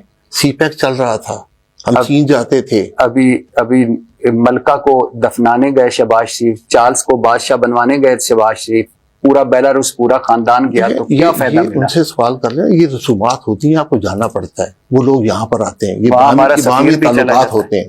آپ دنیا سے لا تعلق نہیں رہ. ہمارے وزیر خزانہ کو اور ہمارے کئی 1-2 مرتبہ وزیر اعظموں کو بھی انہوں نے کہا کہ آپ مانگنے قرضہ آتے ہیں اور آ کے اتنے بڑے لوگ. نہیں، کوئی ایسی بات نہیں کہتا. یہ اسپیکولیشن کی جاتی ہے. آپ ہمیشہ سفر کرتے ہیں دوسرے ممالک میں جاتے ہیں. 19 غیر ملکی دورے سر آپ ہر سال جاتے ہیں. 19 غیر ملکی میں 3 دفعہ. میری بات سن لیں نا. 3 دفعہ افغانستان گئے ہیں، 4 دفعہ سعودی عرب گئے ہیں. میں سعودی عرب ایک دن میں آتا جاتا تھا. مجھے کوئی شوق نہیں ہے سفر کرنے کا. یہ سب اس میں سے ایک لمحہ بھی ذاتی نہیں تھا.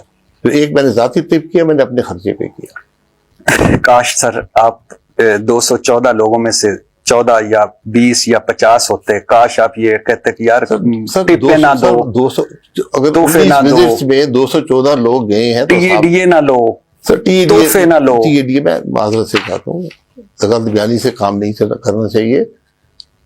TADA کسی MNA وزیر ان کو نہیں ملتا، یہ بالکل اس میں غلط ہے. اگر وہ ملتا ہے تو سٹاف کو ملتا ہے جو آپ کے ساتھ گیا ہوتا ہے.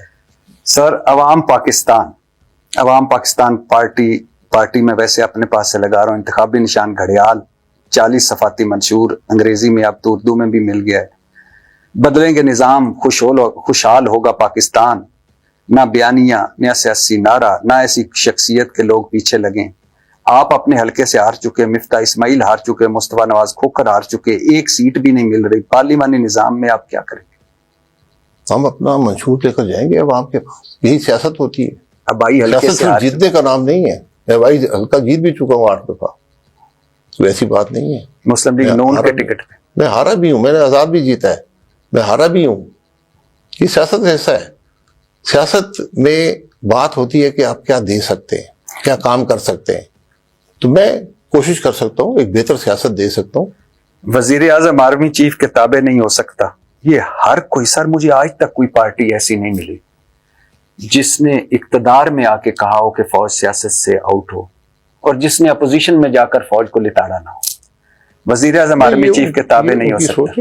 میں نے یہ کہا ہے، اور یہی ہمارا آئین کہتا ہے، اور یہی میں نے اقتدار میں کر کے دکھایا ہے. موجودہ سیاسی پارٹیاں صرف اقتدار کا اصول چاہتی ہیں. مطلب آپ تو سادھو لوگ ہوں گے، آپ کو اقتدار نہیں چاہیے. نہیں، صرف اقتدار کا اصول، صرف اقتدار کا اصول نہیں ہے. آپ ساتھ کام بھی کریں گے. جی، کام کرنا پڑے. طاقتور اشرافیہ ہمارے بچوں کا مستقبل لوٹنے پر گامزن ہے. طاقتور اشرافیہ تو آپ ہیں. مفتاح اسماعیل ہیں. تو میں جو کچھ کیا ہے وہ تاریخ کا حصہ ہے. میری جو سوچ ہے وہ آپ کے سامنے ہے. میں جو کر سکتا ہوں میں اپنی بات کر سکتا ہوں. مفتاح اسماعیل بزنس مین، مصطفیٰ نواز کھوکھر ہمارا بھائی ہے، اللہ نے بڑا کچھ دیا. وہ سردار مہتاب عباسی، تو نہیں ہے نا. سب اشرافی ہیں. نہیں، اشرافیہ کسے کہتے ہیں آپ؟